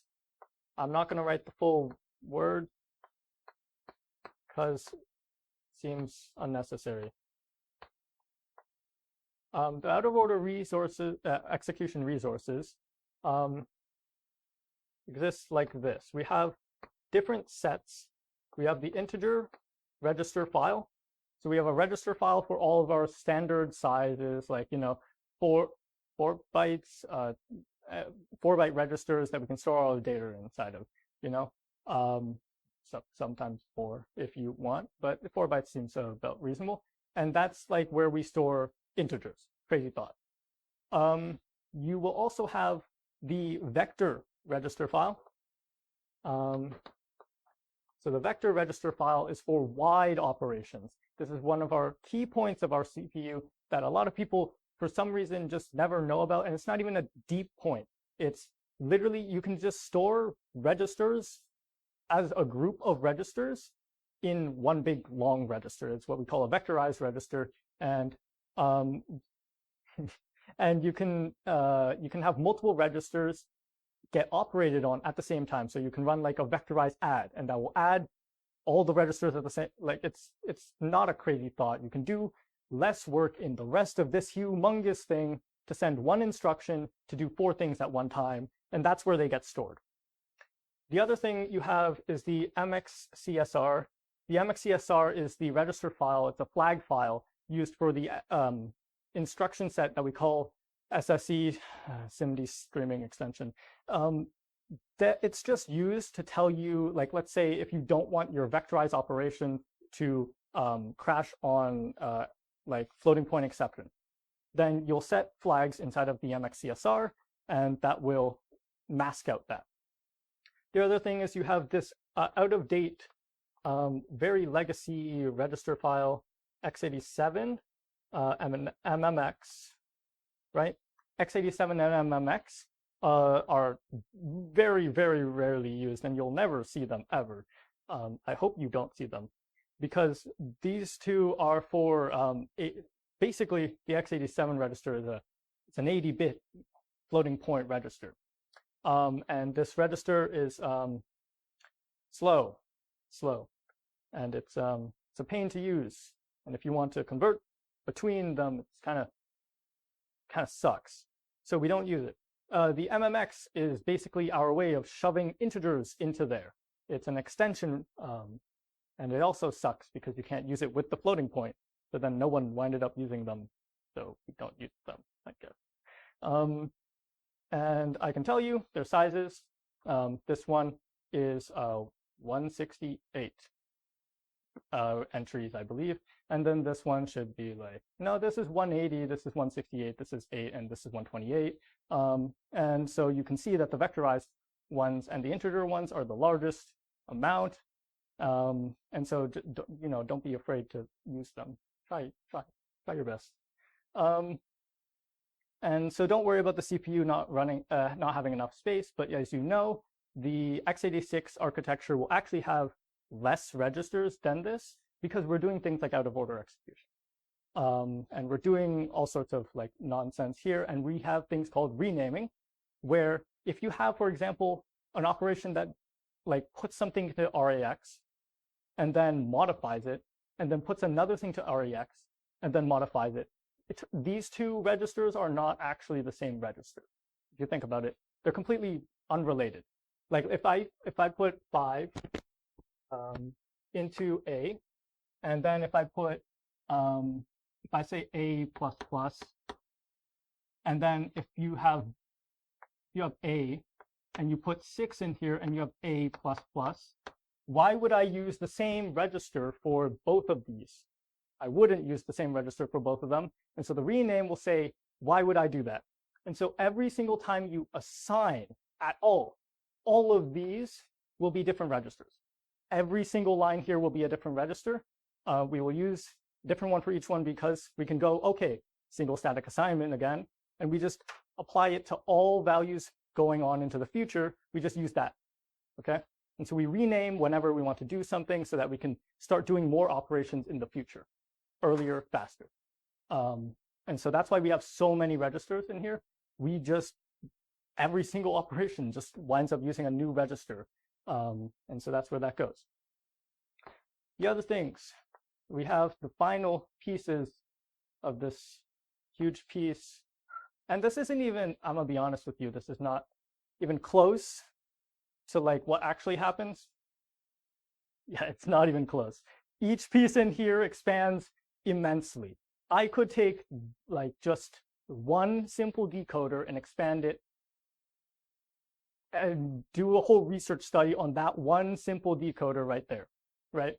So this is not the end, but I won't go into it because I don't even know it. We have things like the math scheduler and the address generation unit scheduler, which for some reason I decided were different sizes, but they're not. Well, this one's bigger. This one is 58 and this one's 39. We will, I don't want to draw each port like number. Do I? I could. So the math scheduler will have a couple different pieces here. We have port 0, port 1, port 5, port 6, and port 4. The AGU will take all the other ports. So, okay, that goes. And so we'll take these ports here, 2, 3, and 7. These ones here are part of memory, okay? So these things will talk to the memory. These ports here will have address generation units, so they'll go and calculate addresses. You'll give them registers or something, and they'll go figure out what the address is. And then maybe you can also store things using them or load things. This is primarily usage of it. Number 4 will do storing as well. It's just part of the math scheduler because you can do, we'll talk about that in a second. And these guys will go out. And I'm just going to not actually remember how they work. And I'm just going to put them into the store buffer, and the load buffer.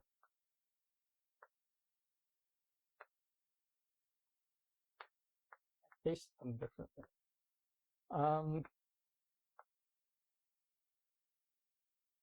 Let's do that. Sure, that looks correct. That's not how that works, but it's okay. And then we'll say the L1, damn it. And this is where I hate all of this, because this is actually the L1I. And this is completely unrelated to the other L1. And it's also completely unrelated to this other L1, because that L1I is the instruction cache. This is the data cache, and we just use L1 at the front, because we decided that the first thing would be the most useless part of it, and you actually cared about the fact that it was data and instructions, and these ones are unified, which means they merge both of them. And so you will pull data into there. And the way you pull data is you have this queue merging. Yes, no problem. So this stores instructions, right? So the area, the lines for the instruction. And this one stores the data line. This one will store both. There's no real distinction between them.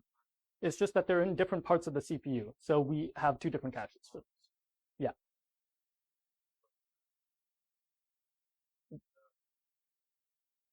exactly, right? And that's why I hate why we call this L1 data cache, because they're not related at all. That's really cool. But yeah, when we pull this data in, we'll use these things called line fill buffers. Oh my god, I wrote this like so small.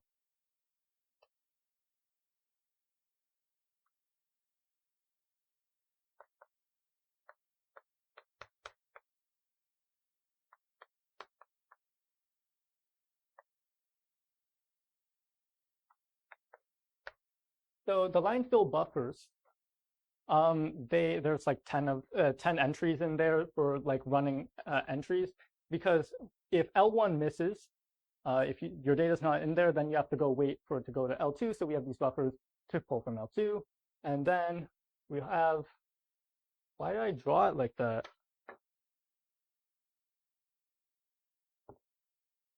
Store buffer will store. That's how it works. The load buffer loads, and the two loads. That might be wrong, but I hope it's right. I think loads are more common. So we'll have storing and we'll have loading. One issue with this is that, let's say you do a store and then you do a load immediately after to the exact same address, you have an issue. If you store first and then you load, so if the store happens to run through first and the load happens after because out of order execution, then, oh, that's cool. That's cool. Then what's going to happen is that you're going to get the right data, right? If the store happens to go through first, and then the load happens, it's perfect. But if the load happens to go in first, you're going to get old data, right? So we need this thing called a store forward. So we're going to forward our data. And I'm not even going to write the word properly, apparently. Store forwarding takes a lot of time, depending on where your addresses are. If they're completely aligned, it's like a couple seconds. If they're unaligned, or if one of the loads are inside of the bigger store, you're going to have issues with forwarding, and they're going to take like multiple cycles, like 15 cycles or so, maybe more. And so it takes a lot of time to do forwarding. Other things about this to know is sometimes the store buffer is split into two. AMD did that on Zen 4 when they said, okay, so well, we can do a buffer for storing, where the store is going out to L1. And we can do a buffer for when it's coming back. So before we retire the instruction, before we say, okay, we're done, we'll also track those separately, and we can have a much larger amount of those ones running. And so that's an optimization that AMD did. But that doesn't matter too much. What we have is when these loads and stores go in, we'll push them into buffers, and then those buffers will make sure that they handle any dependencies between them, and they'll push into LD, or level 1 data cache, and then we'll pull from L2 if we need to. Hopefully we don't. And so that's how the memory subsystem kind of works in a broad overview. Nothing really happened there, but we will get the output of these math operations as well. These math operations, as I've been saying, multiply, add, vectorize, add, like bit scans, everything. Everything comes in and gets applied into these ports out of order and scalarly, and then we will pull them out. We will push them back into the math scheduler, and we will also push them out to the reorder buffer.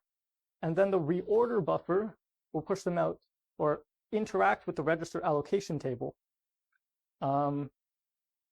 And so there's a mess here, and let me talk to you about it. So the first thing is, if you have two instructions, and the first instruction produces R1, and the second instruction consumes R1, that means that you have to be able to say, okay, well, I want to get that result from that, like let's say it goes through port 0. I need to get it back to myself. So I give it to the math scheduler so it can do it. And the math scheduler will say, okay, let's tell the reorder buffer that that instruction is done so we can free the resources that we use to track this thing.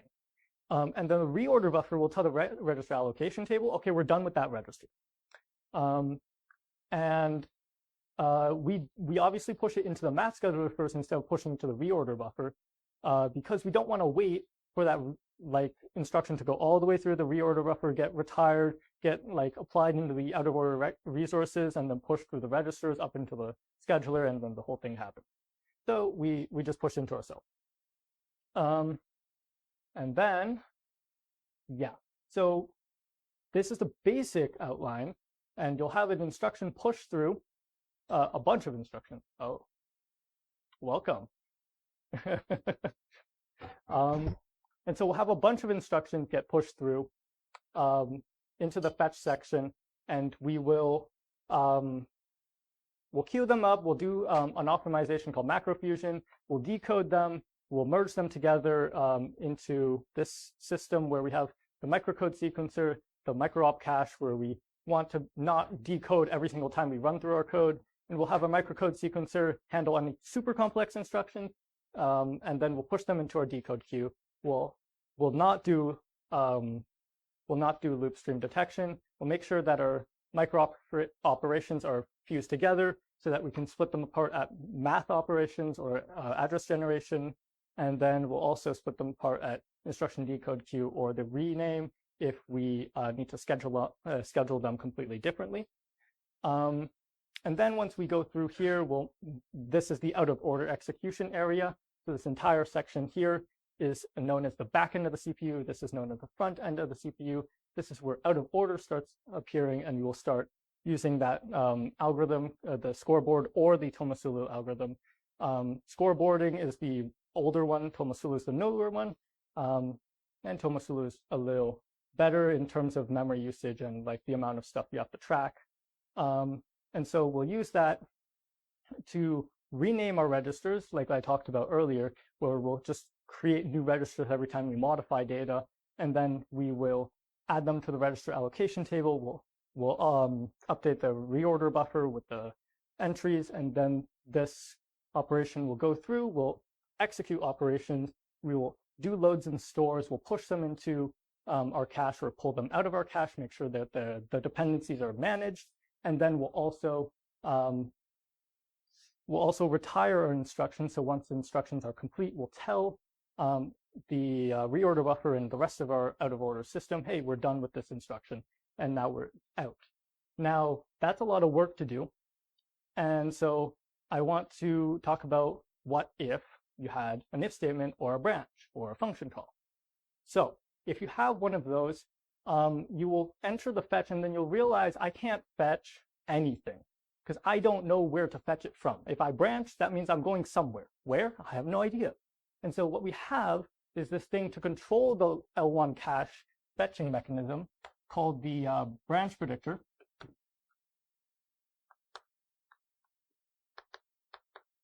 There are many different ways the branch predictor works, and it connects to a lot of the different systems in here, and you could make different techniques for it. The very old technique was saturating counters.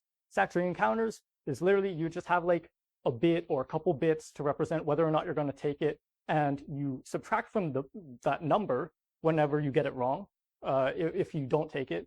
And if you get it wrong and you do take it, or actually it doesn't matter, sorry. Whether or not you get it wrong, you'll increase it or decrease it whether or not you take or don't take. And so that's the saturating counter, but we found out very quickly that the saturating counter wasn't enough for complex patterns, because you could get a pattern where you'd be like, okay, so I'm going to take it, and then the pattern says don't take it, so you subtract, and then the next time you'd have to take it, so you mispredict every single time. So we made our branch predictor a little better, and we created a table. I have no idea where to use this. Y'all don't need this.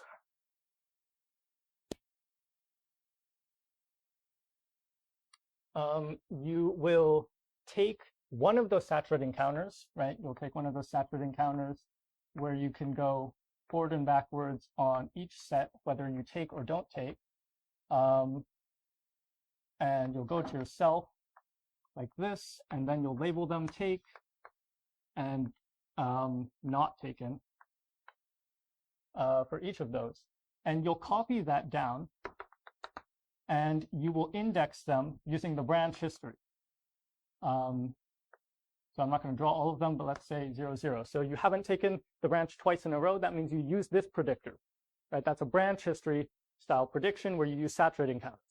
There are many different more ways. You have the perceptron. If you've done statistics, then you'll use sort of statistical method to aggregate data in and do an analysis of which parts of this weight is wrong and update those weights and make sure that they kind of accurately represent this this branch prediction or the branches that your code are doing.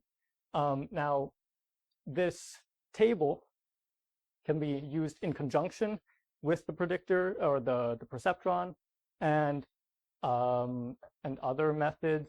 This predictor, this branch table prediction method can be used for local branches specifically. So you could have multiple for local branches. You could have a global branch prediction method that, and a lot of systems will use global branch prediction where you go, okay, so I know that these two for loops are different and I know their addresses are different, but I'll just treat them all the same no matter what.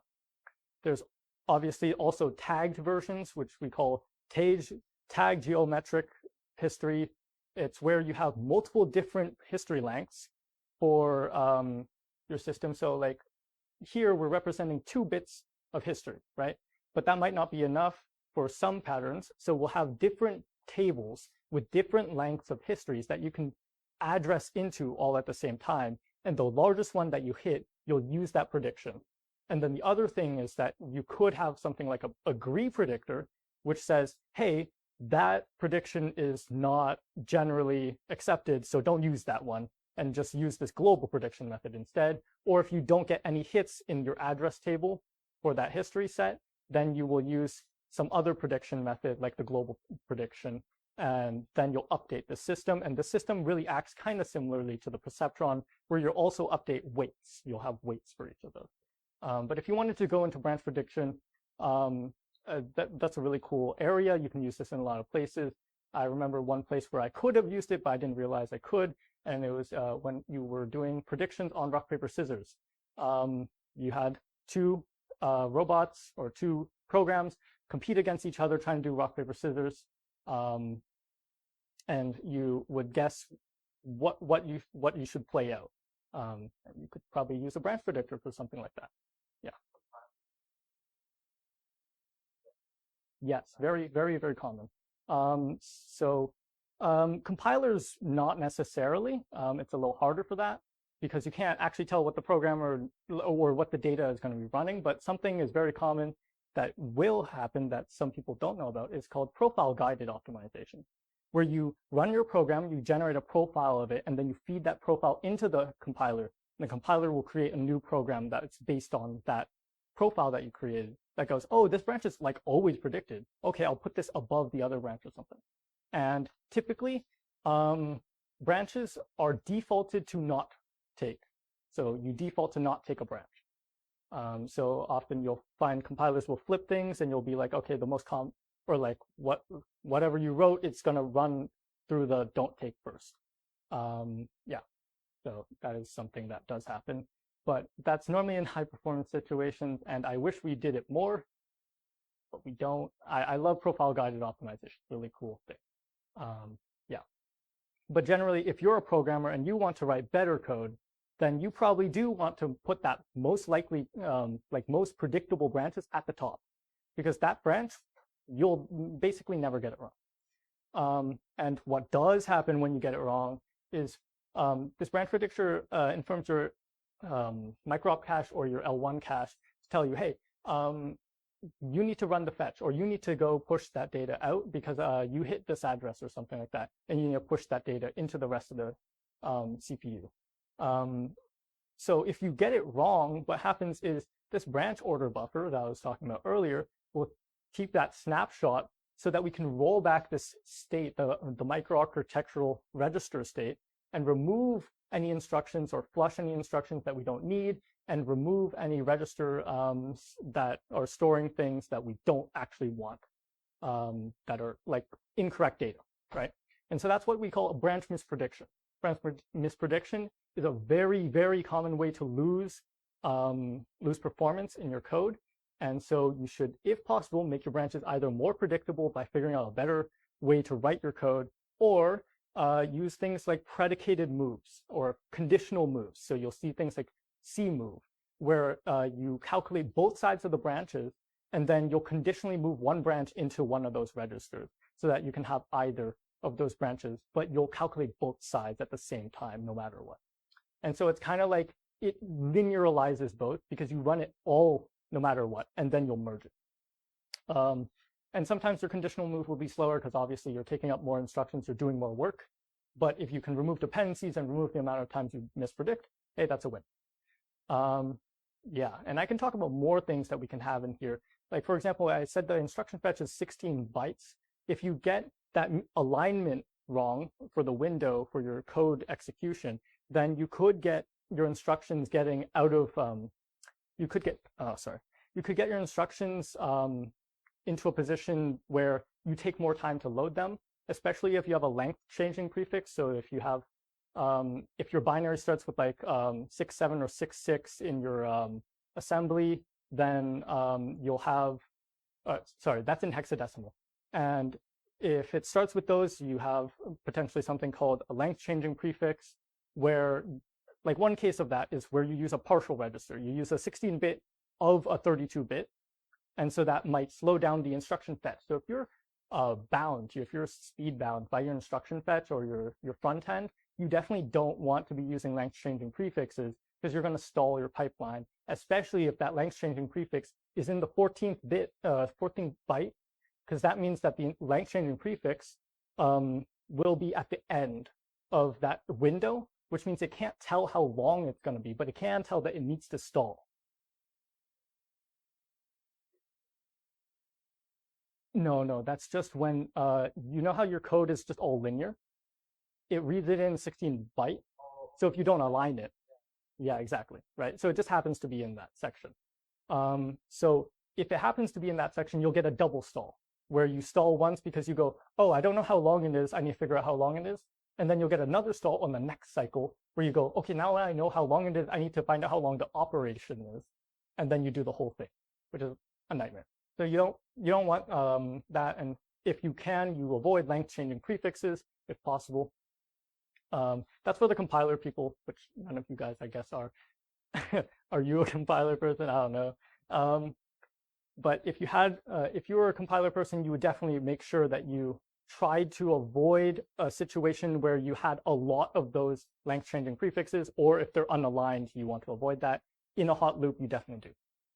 Other things are complex decoder.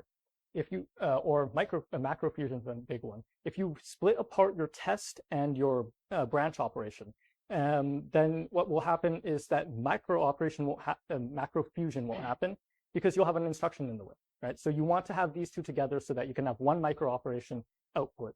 I know some people will try to separate the test and the branch so that they can calculate it early, and then that flag will be ready in the flag register, and then the jump can happen earlier. But you could also have them together and reduce the amount of entries that are running through. And so that's a situation where you have to pick. You have to pick what situation are you running through. Are you running through a backend stall, or are you running through a front end stall? Or I guess one of the rename stall, I guess. The compiler will. Yes, often you'll find the compiler, if you try to write code in a way where you like figure out what the value is first and then you do the branch, it'll just put it together. Very common thing. So it'll make sure that you can do macro fusion. The other thing is microfusion. If you have things like memory operands, or if you have an operation where you're trying to like add to memory or something like that, you'll have multiple things. You'll have address store, you'll have data store, and then you'll have the actual operation, right? And so these things all go together, obviously, from your mind. So they figured, hey, we'll just output one micro operation that's fused together for those, and then we'll pass them through and we'll split them at the end and we'll run them all separately, right? Other things that you might want to note, try not to use that complex decoder. If possible, it stalls the other simple decoders. Try not to use anything that hits the microcode sequencer. That thing takes 4 micro operations per cycle, which means you can stall multiple cycles trying to output something that you that's a more complex instruction. For example, on ARM, I remember that the microcode sequencer started dumping a ton of micro operations because it didn't know how to do a divide, because divide didn't exist. So it just started dumping micro operations. And then other thing is micro-op cache. This is 1,500 entries-ish. So you want to make sure that your code fits in here if you're doing a loop, right? So if your loop is humongous and it's somehow passing that 1,500 range, maybe split it into 2 loops. I don't know. You try to figure out how to make it smaller so that you can not thrash this cache. You also want to make sure that these caches are all like within their like good range so that you're not thrashing between those. This is 32 kilobytes, and this is 256, and this is also 32.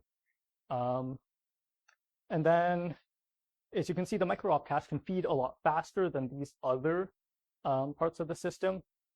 This is up to 5. This is all 6. So you can be dumping all of those. But note that the micro-op cache will cut its lines short if you have branches in them. So if you have multiple branches, they will take up multiple lines and stuff like that. And so you want to make sure that you don't have multiple branches in the same cache line. So just don't spam your branches, I guess.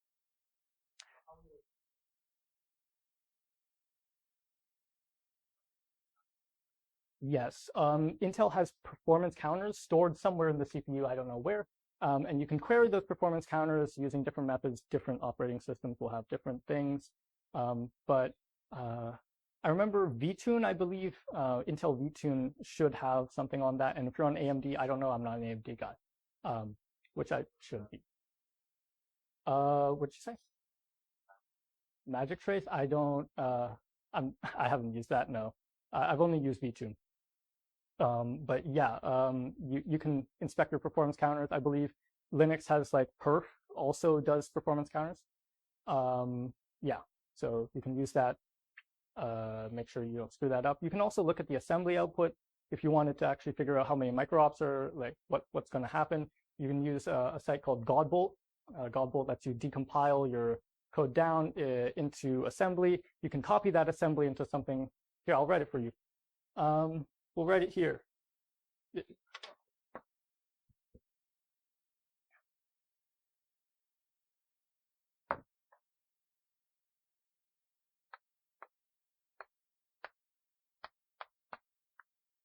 .org.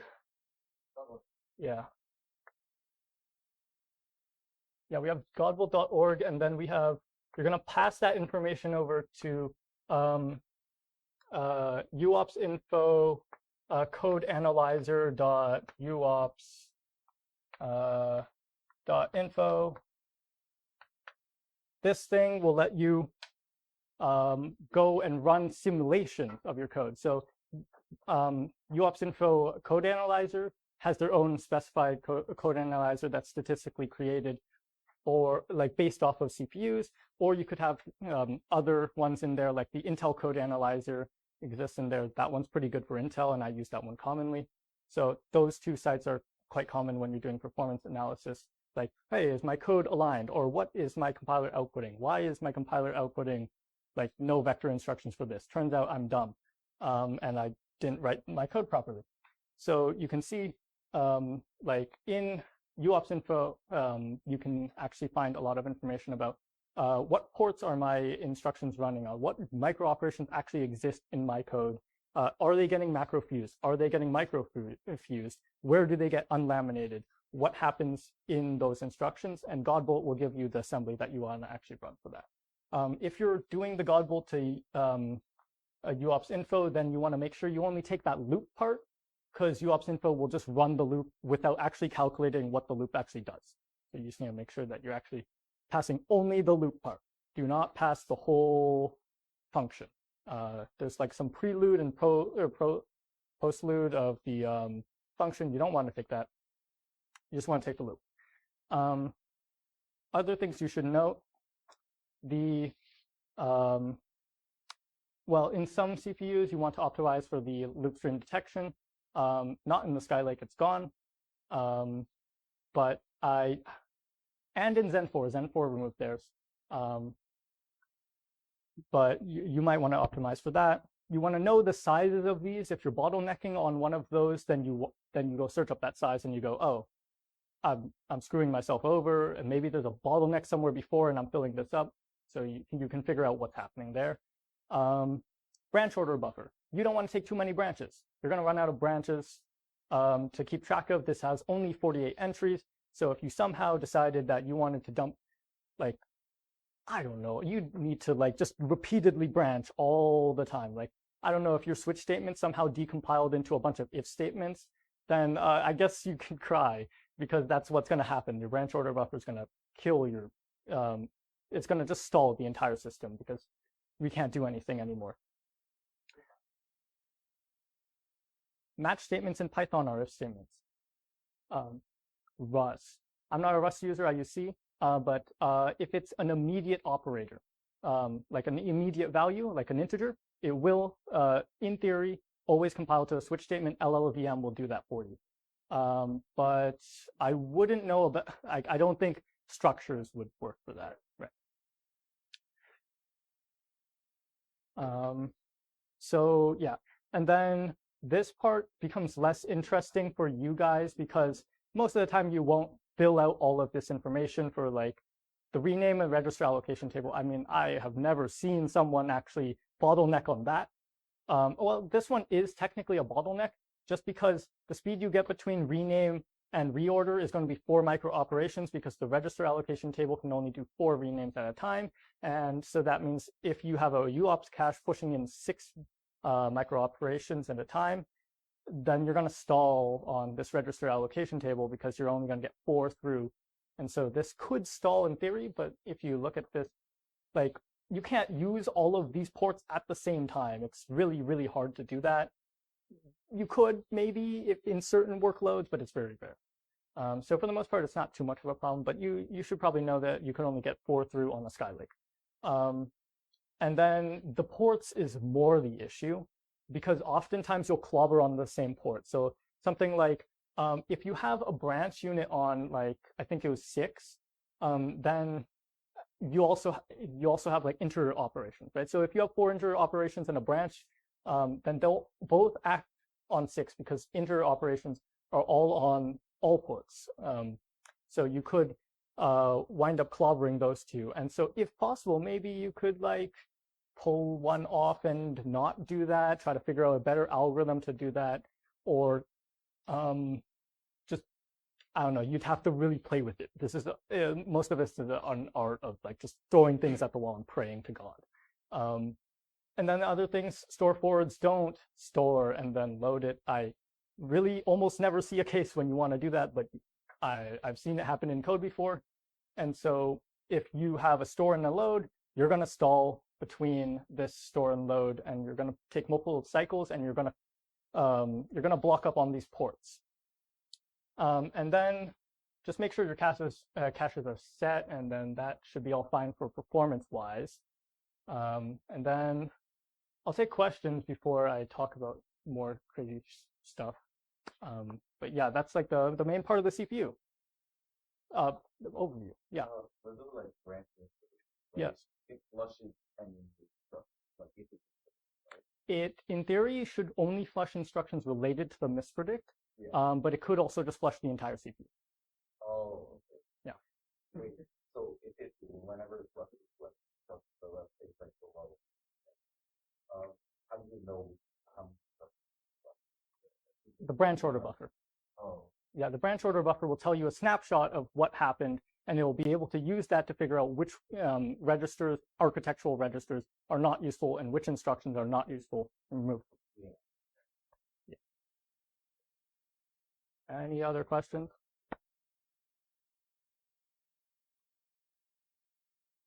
No other questions. We're good, apparently. When did they cook this up? 2015. Well, that's when it released, Skylake. But the main Haswell was their microarchitecture, which this is based on. So I guess you could say it was cooked up before that.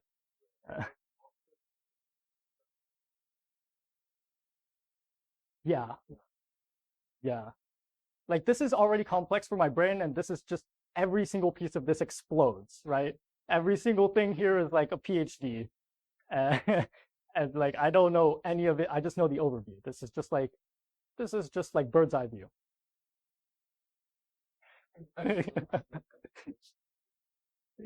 Yeah. So, because this is like most of this knowledge is just like preliminary knowledge, because I don't have any electrical experience. I don't have any like experience with like ASIC or FPGAs at all. So yes, that's why I know it. Yeah. If I knew more, then I'd be an electrical engineer.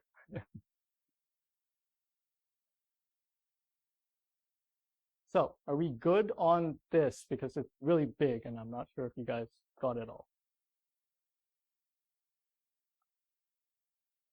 I'm not going to be explaining new stuff. I'm going to be using this stuff. Okay. Yeah. Oh, no, we're like on the end side. We're on the, yeah, we're on the ending side. If you want the muffins, you can. Yeah, you guys need calories? I'll put the muffins here. You guys can figure it out.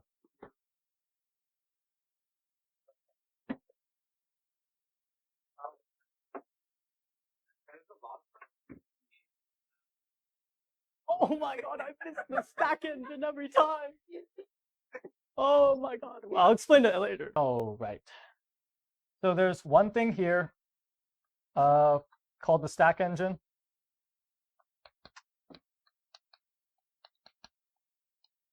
The stack engine's job is to check this output of the decode set, this legacy path. This is called the cache path. The legacy path is over here. The output of this, we're trying to find out, do we have like a push? Do we have a pop? Those two instructions modify the stack pointer. And we want to be able to say, okay, well, if you're modifying the stack pointer, I'm not going to wait for you to go through the whole entire chain here to find out that the stack moved by 4 down, because I know it moved by 4 down.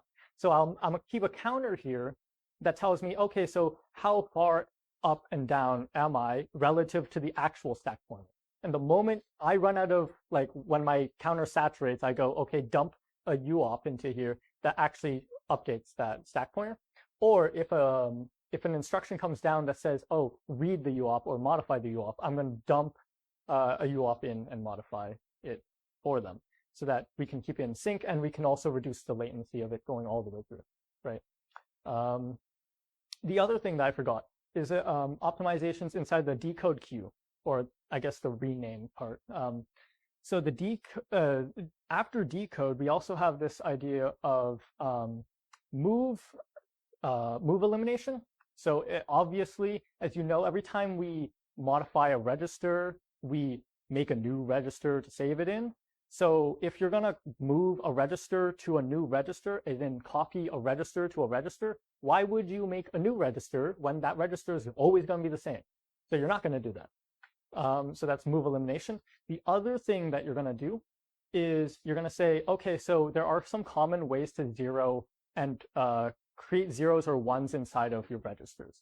Common ways, for example, XOR register with register. If you take XOR 1, 1, then you get 0. 0, 0 is 0. Obviously, that makes all zeros. So if you hit this stage in the pipe, you go, well, I know it's 0, so I'm not going to go and calculate it all. I'm going to go and just make a 0.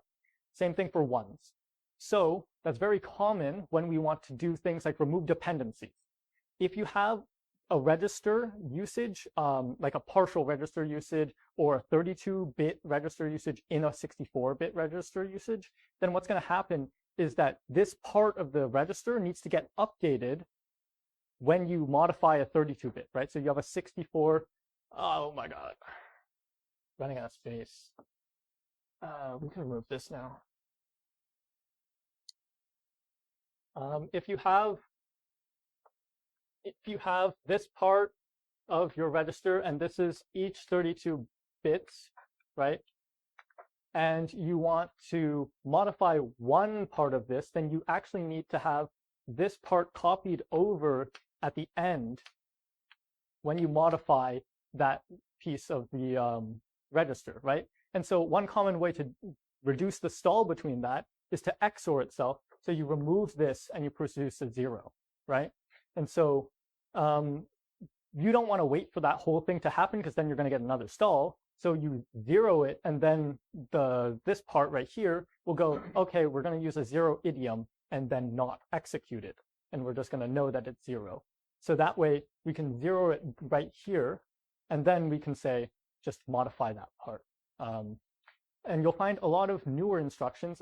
Sorry, I said this is 32-bit, but from what I remember in 32-bit, when you move a variable in to 32-bit land on a 64-bit register, which most int registers are, then what's going to happen is it's actually going to 0 it out for you because of this dependency issue.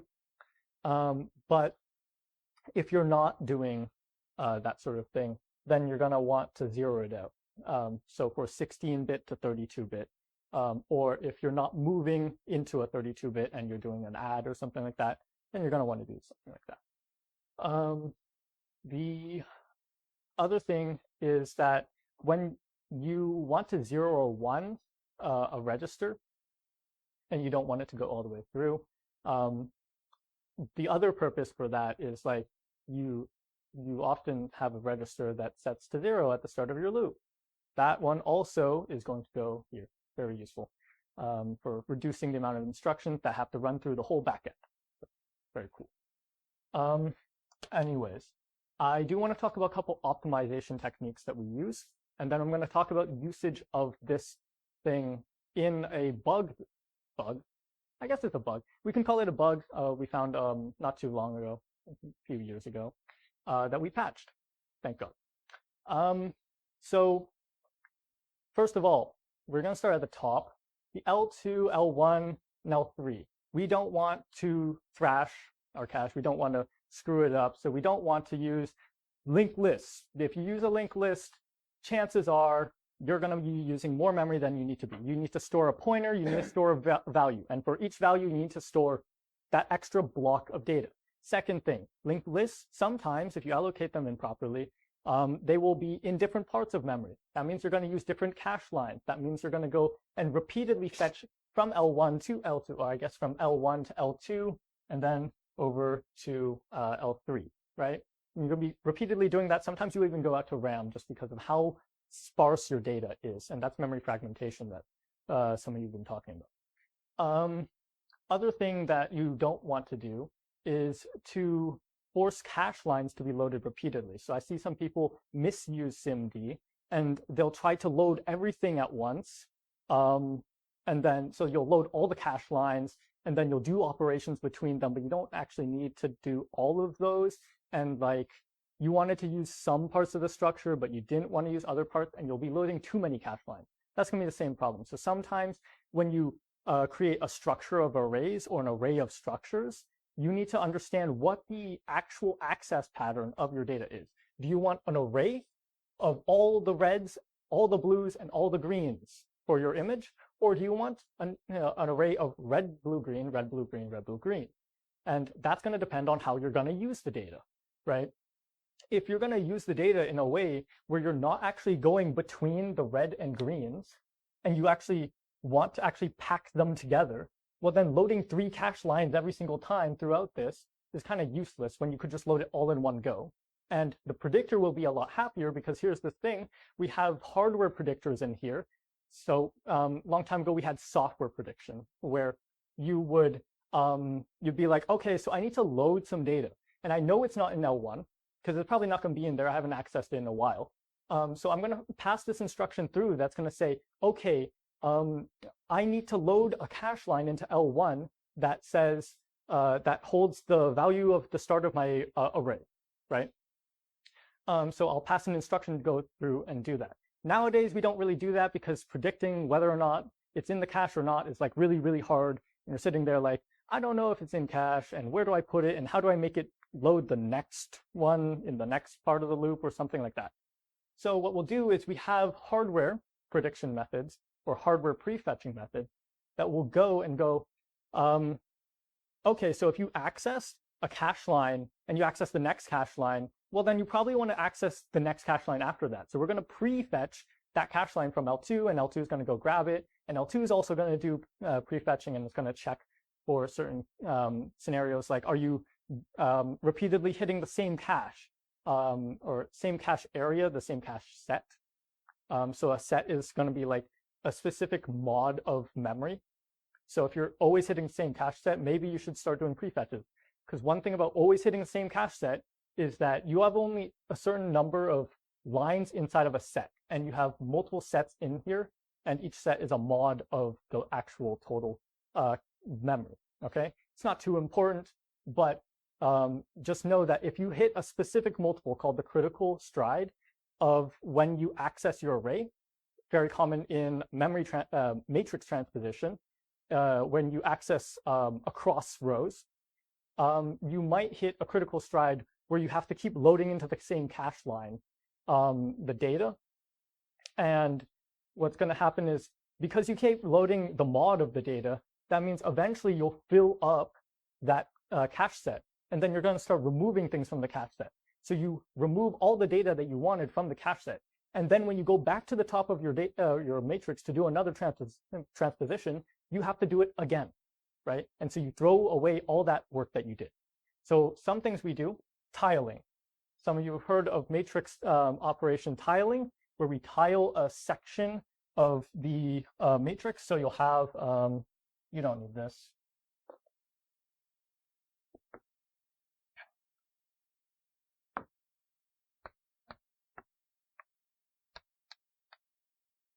So if you have like one value if you have like one spot in your set, right?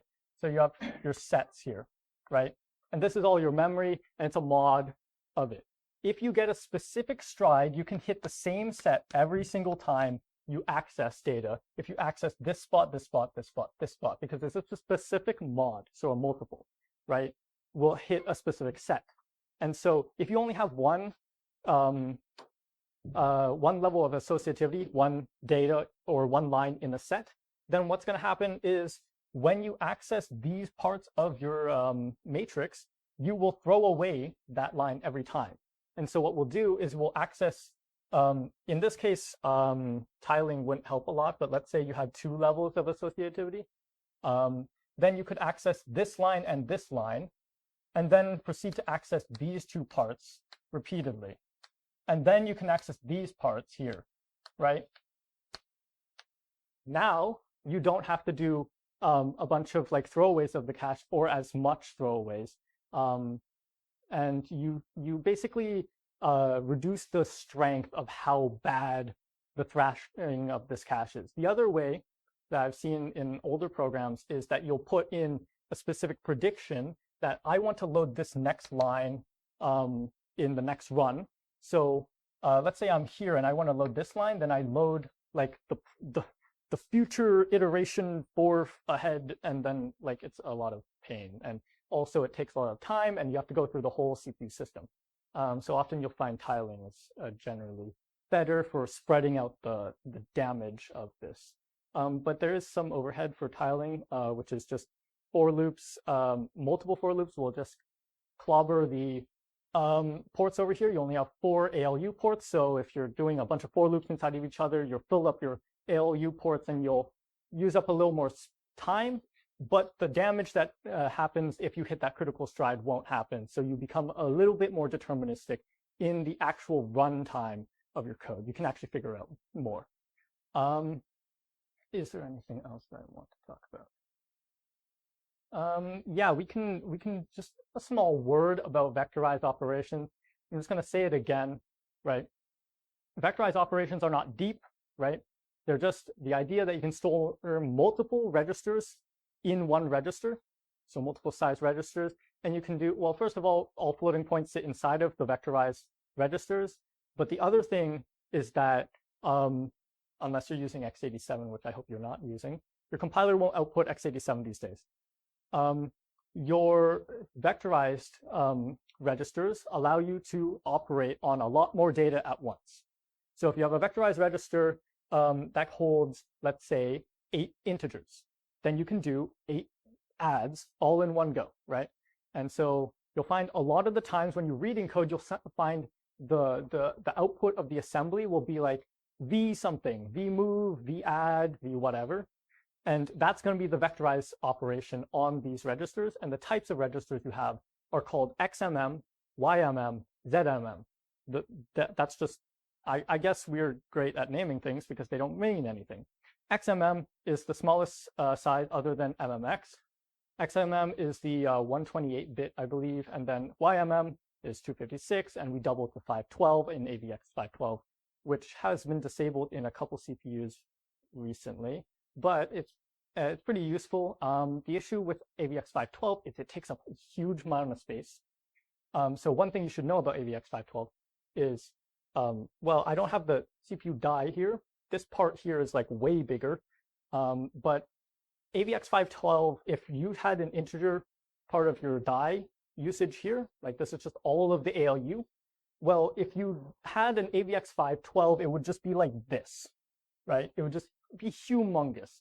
And so one thing Intel did is they turn off AVX 512, just like they turn off these this legacy path if it's not running. So AVX 512 actually has a startup time. And so if you're not using AVX 512, and then you're planning to use AVX 512 in the future, you probably want to start an AVX operation and then let it warm up and then have it run. You have a question? Okay. So when you want to run AVX 512, just make sure you have the warm-up time if you're on Skylake. I don't know about the other CPUs, but that might be something that you consider because most people want to turn off that huge amount of vector space if you're not using it. And so that's why you should probably take advantage of the AVX instructions, or at least the vectorized instruction, when you can for high processing power, because you're wasting like a quarter of your CPU just doing nothing, just off, right? It doesn't do anything at all ever, right? Which is really cool. And I love it when I see code that doesn't use any vectorized instructions at all. Very awesome. Yeah, and you can often use, if you think, when can I use this? You can use it in math, and you can use it in strings. Those are the two most common places I've seen vectorized operations, math and strings. Yeah, so just keep that in mind when you're going about this.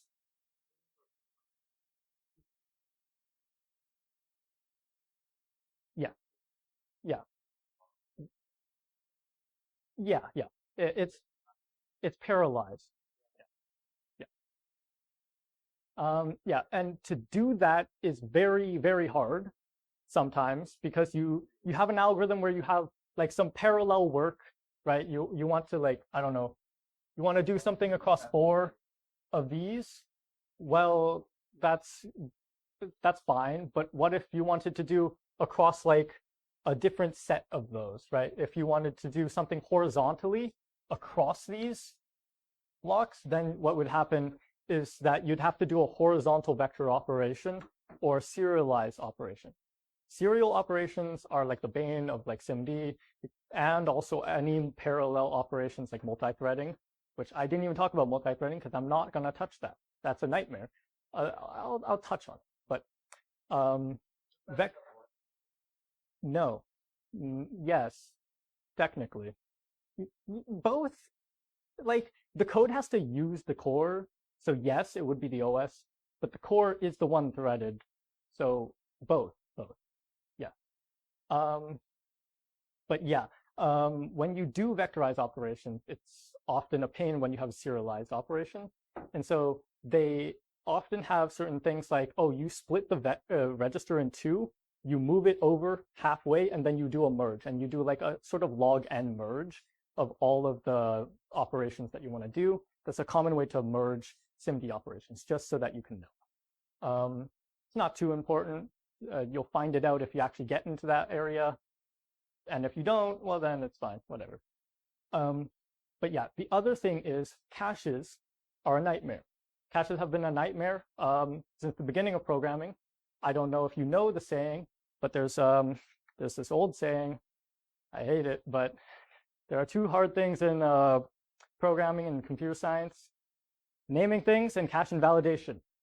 So one thing is cache invalidation sucks balls. We have 1 core. If these 2 cores decide to interact with each other, or on the same memory, how do you make sure they're actually the same thing? How do you make sure they're interacting on the same data? And you'll often find sometimes you forget that that's how that works, and you'll leave a variable non-volatile or non-atomic, or either or, right? And that causes a lot of issues when you go into a multi-threaded situation, and then you realize they get misordered, and you get bad data, and then you crash. Well, maybe you don't crash. It's worse. So what happens is if one of these lines is stored in only one CPU, right? If only one of these lines is stored in the CPU, then we enter this mode called exclusive, right? So a line in the cache will become exclusive. And then if that line gets stored by another core, then we remove that exclusive and we call that line shared, right? And then once it's shared, we go, okay, well, if one of them modifies it, then what? Okay. If one of them modifies it, then you call this one modified, and then you call this one invalid. Okay? And so at the very start, this one was probably invalid. And then what happens is if this one goes to grab it again, and this one hasn't flushed it to the L3, then what happens is this one will become owned, and this one will become shared. Okay? Exactly. Yes, exactly. And then eventually, if you actually want to do anything to these guys, you have to flush these two, and this one would become invalid, and then this one would become either exclusive or nothing. And so this is called MOC. Okay. You'll also find some people, some CPUs have MESI. The Intel CPU uses MOSI for their cache coherence algorithm. And so the way that they actually notify each other, because these cores need to be able to notify each other that things are happening, this interconnect right here will have this idea called a snoop. There's another way called directory-based, but that one's more complex. So we'll talk about snoop. Snoop is when these two watch for any action on the L3 bus. When the L3 actually gets activated and says, oh, I need this specific cache line, well, then what happens is this one will try to pull the cache line, and this one will go, okay, let me look at that broadcast. What's going on? Do I have one of those? If I do, tell him I have that, and tell him what to do with it. And if I don't, then I ignore it. Yes, L3 is a shared memory. Yes, yes. It's a unified memory across them. That's why there's an interconnect. Yeah. Yeah. No, it's good. It's good. Yeah. Because I mean, all memory is shared. Yeah. Yeah. So I think that's all about caches, right? That you need to know as a software developer. If you're an electrical guy, I'm sorry, I don't know anything about this. But I do want to talk about the interworkings of this. So if everyone understood the premise of the stuff that I spoke about, then I want to introduce one last concept, and I want to tie it all together. We're all good. What are you lost on? Everything? Okay, whatever. He's lost. It's fine.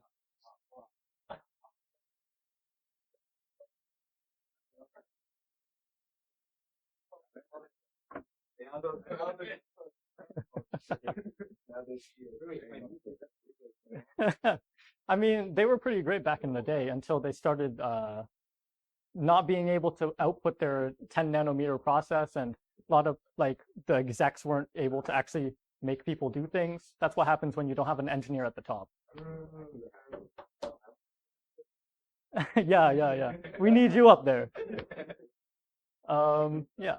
So one last concept. In the CPUs for Intel, a lot of the CPUs have this idea called hyperthreading.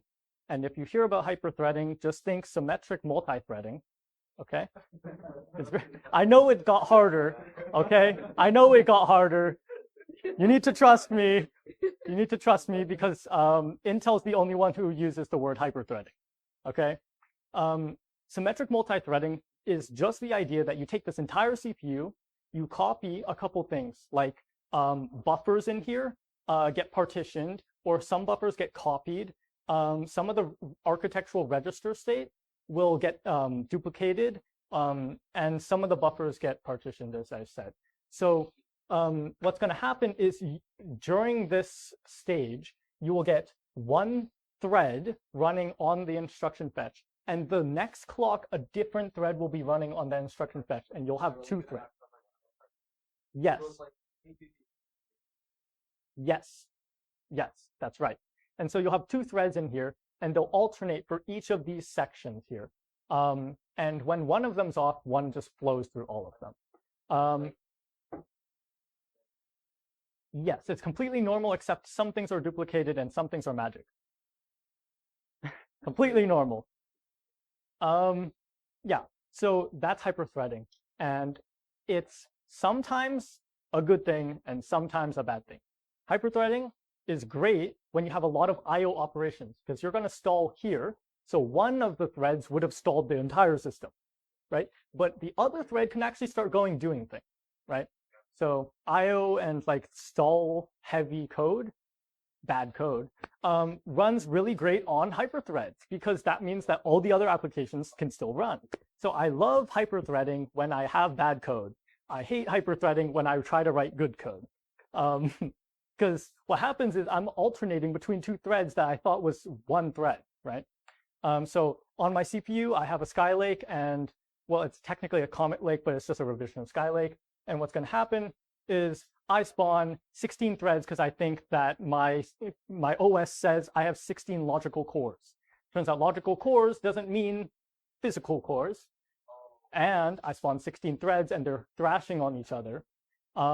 So I have to spawn half of them if there's hyperthreading. And I just have to know. So that's one thing. If you're writing high performance code, remember, how many CPU cores do you physically have? And do you want to use hyperthreading or not? Yeah.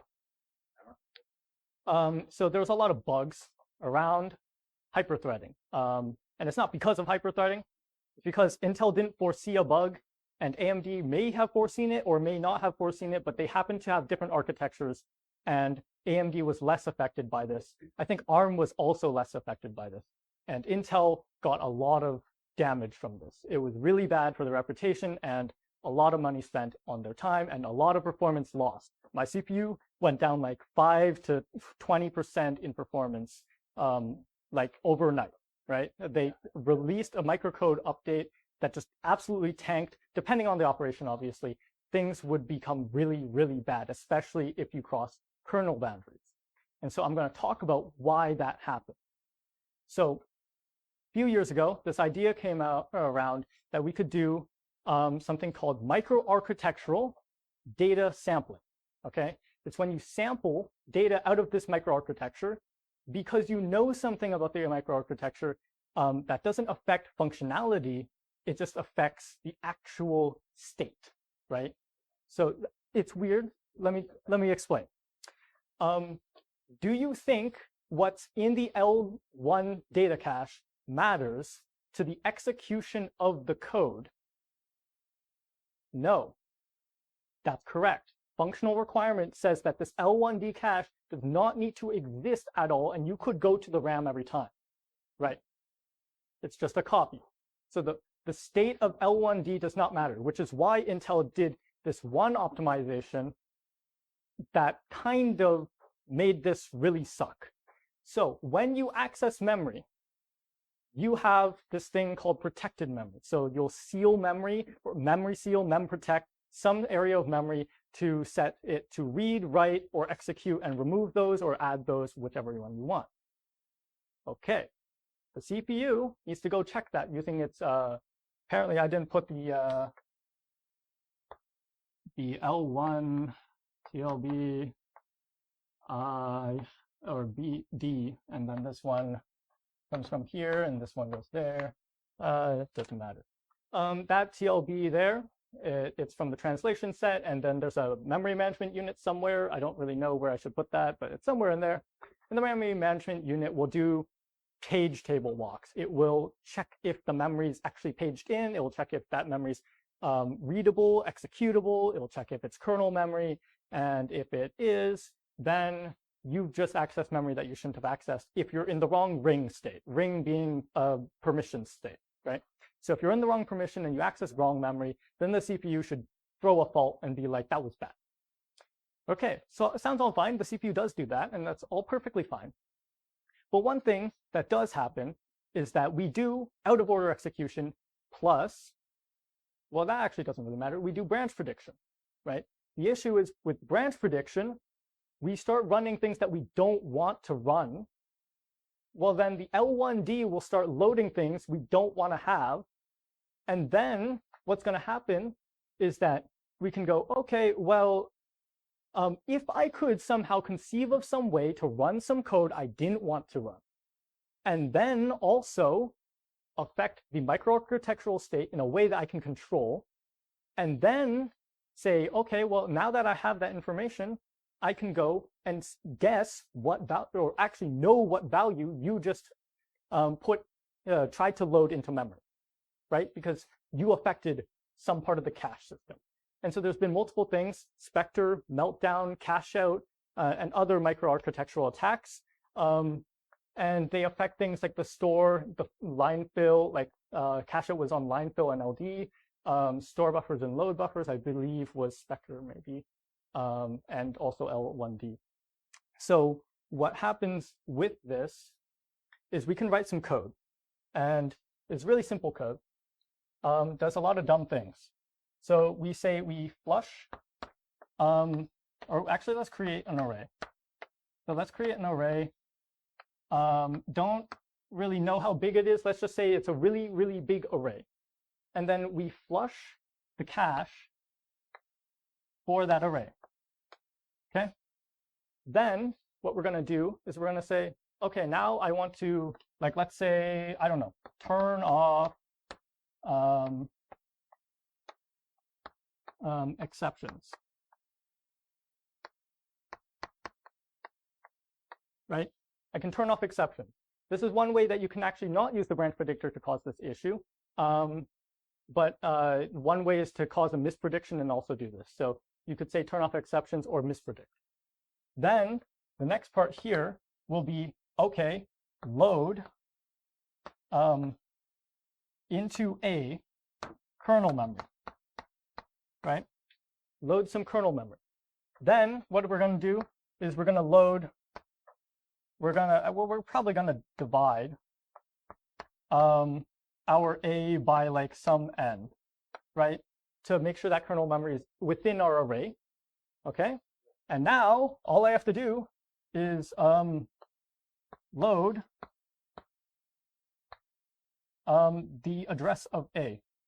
I guess I should have said like into B, right? So I load the address of A. Now what happens is, because this section does not throw an error, we have kernel memory in here. We know which line broke, and we do a timing attack, which is meltdown. Okay, there are other ways. For example, cache out. If you're using hyperthreading, you can actually pull out of this line fill buffer. But let's talk about meltdown. In meltdown, what you'll do is you'll check timing.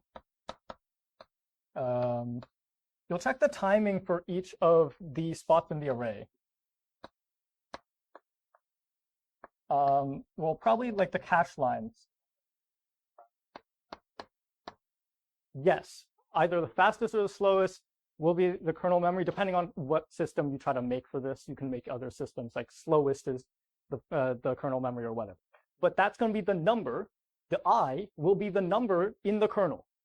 And so really slowly, you could do this over and over again and read the entirety of your kernel memory, dump that to a file, and then be like, hey, I have your kernel memory and there's your password, right? So I could make your browser read all of your memory, right? All of your kernel memory. Every single library you load, I could just link them all and then just read them all, right?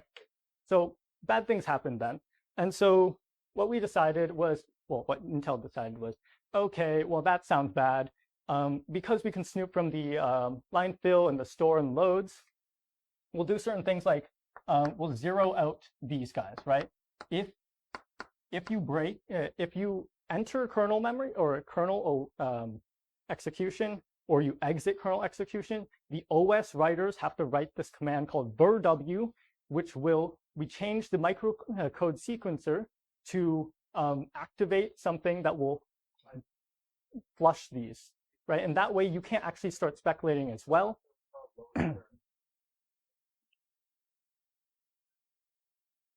Yes, so you load kern, and all of this will execute, and they'll sit in the line fill buffers, and then you'll flush them, right? So that's generally how they work. Now, there are still issues with that, obviously. You have to write OS code to actually fix that problem. And so AMD didn't have as much of an issue because when it went out to go get it, it would go see in the TLB, hey, that's not a good idea. And then it would crash. And the reason why Intel didn't do that is because ordering of exceptions is difficult. And they didn't want to make the circuitry for that. That would either take up more die space or time. So they didn't do that. But now they accidentally paid the price because they didn't foresee this really weird circumstance. And now they have huge performance losses on the older CPUs where you actually have to defend against this. I don't know who wrote Meltdown or Spectre and like all of those, but a lot of security researchers were working on these things. And there was a team that published both Spectre and Meltdown, and they have a site. It's a very cool looking site. Yeah. But yeah, that's the nightmare that happened, and everyone's freaking out over that. But apparently no one knew about this because I didn't know about this until just like a few moments ago. So that's why you lost performance one day, right? Like in 2019 or something, right? Yeah, so we incorporate the microcode sequencer into our cache section. We talk about pipelining Superscalar out of order, and we talked about the branch prediction methods and mispredicts, and also the mistake that Intel made with exceptions on kernel memory. And so that's the overview, the broad overview of CPUs, just the Skylake, right? I probably won't go any deeper than this. I don't care. I won't learn anymore. I'm going to start applying this knowledge in my field, but I'm going to start learning more different things. If you want to learn more things about this, I have the links on the YouTube channel that you can go look through. A couple names I can give you. The overview of stuff you can look at, like of how to program well. You can look at like Agner Fogg's stuff. You can look at he does like a bunch of statistical analyses of microarchitecture and sees like, oh, that took longer on this specific size. That means that this is like this is the size of the branch target buffer or something, right? And Chips and Cheese does that as well. Real World Tech and ANN Tech do that. And then you have programmers like Casey Muratori who like has very nice drawings and diagrams on his YouTube channel, and he has a Substack where he talks about performance optimization. And I believe Daniel Lemire, Daniel Lemire is I believe a professor in like Quebec. He created SIMD JSON, I think, which is with a couple of professors and like students, I believe. They worked on optimizing SIMD parsing for JSON, I believe. That was what he did. And so you could look at that. You could look at also Google Highway, does SIMD optimization. They have a bunch of stuff about that. Beyond Rope, also known as Travis Downs, talks about a lot of microarchitectural benchmarks that he's done, and talks about the niche weird things about, like, for example, like store forwarding aliasing issues and mispredictions inside of the store forwarding, which cause stalls. You can go look at on Stack Overflow. Peter Cords is a very, very common name that you'll find if you start looking into this stuff. Every single answer, I keep seeing him everywhere. He has a lot of answers on Stack Overflow for a lot of these things that you may be interested in. He'll give you the history and all the performance implications and it's really cool. And the Intel docs and the AMD docs are really great. If you need anything specific, you should go look at the table contents, jump to the spot where you need it, and you'll find a spot that says, oh, here, it actually turns out the micro operation fusion will do unlamination around the rename and instruction decode queue. And it turns out no one ever talks about that other than like Peter Kords. So, and Agner Fog, I guess. So yeah, those are the people that you should probably look at if you want to look deeper into this. Otherwise, just use this knowledge that I've given you to go make better code.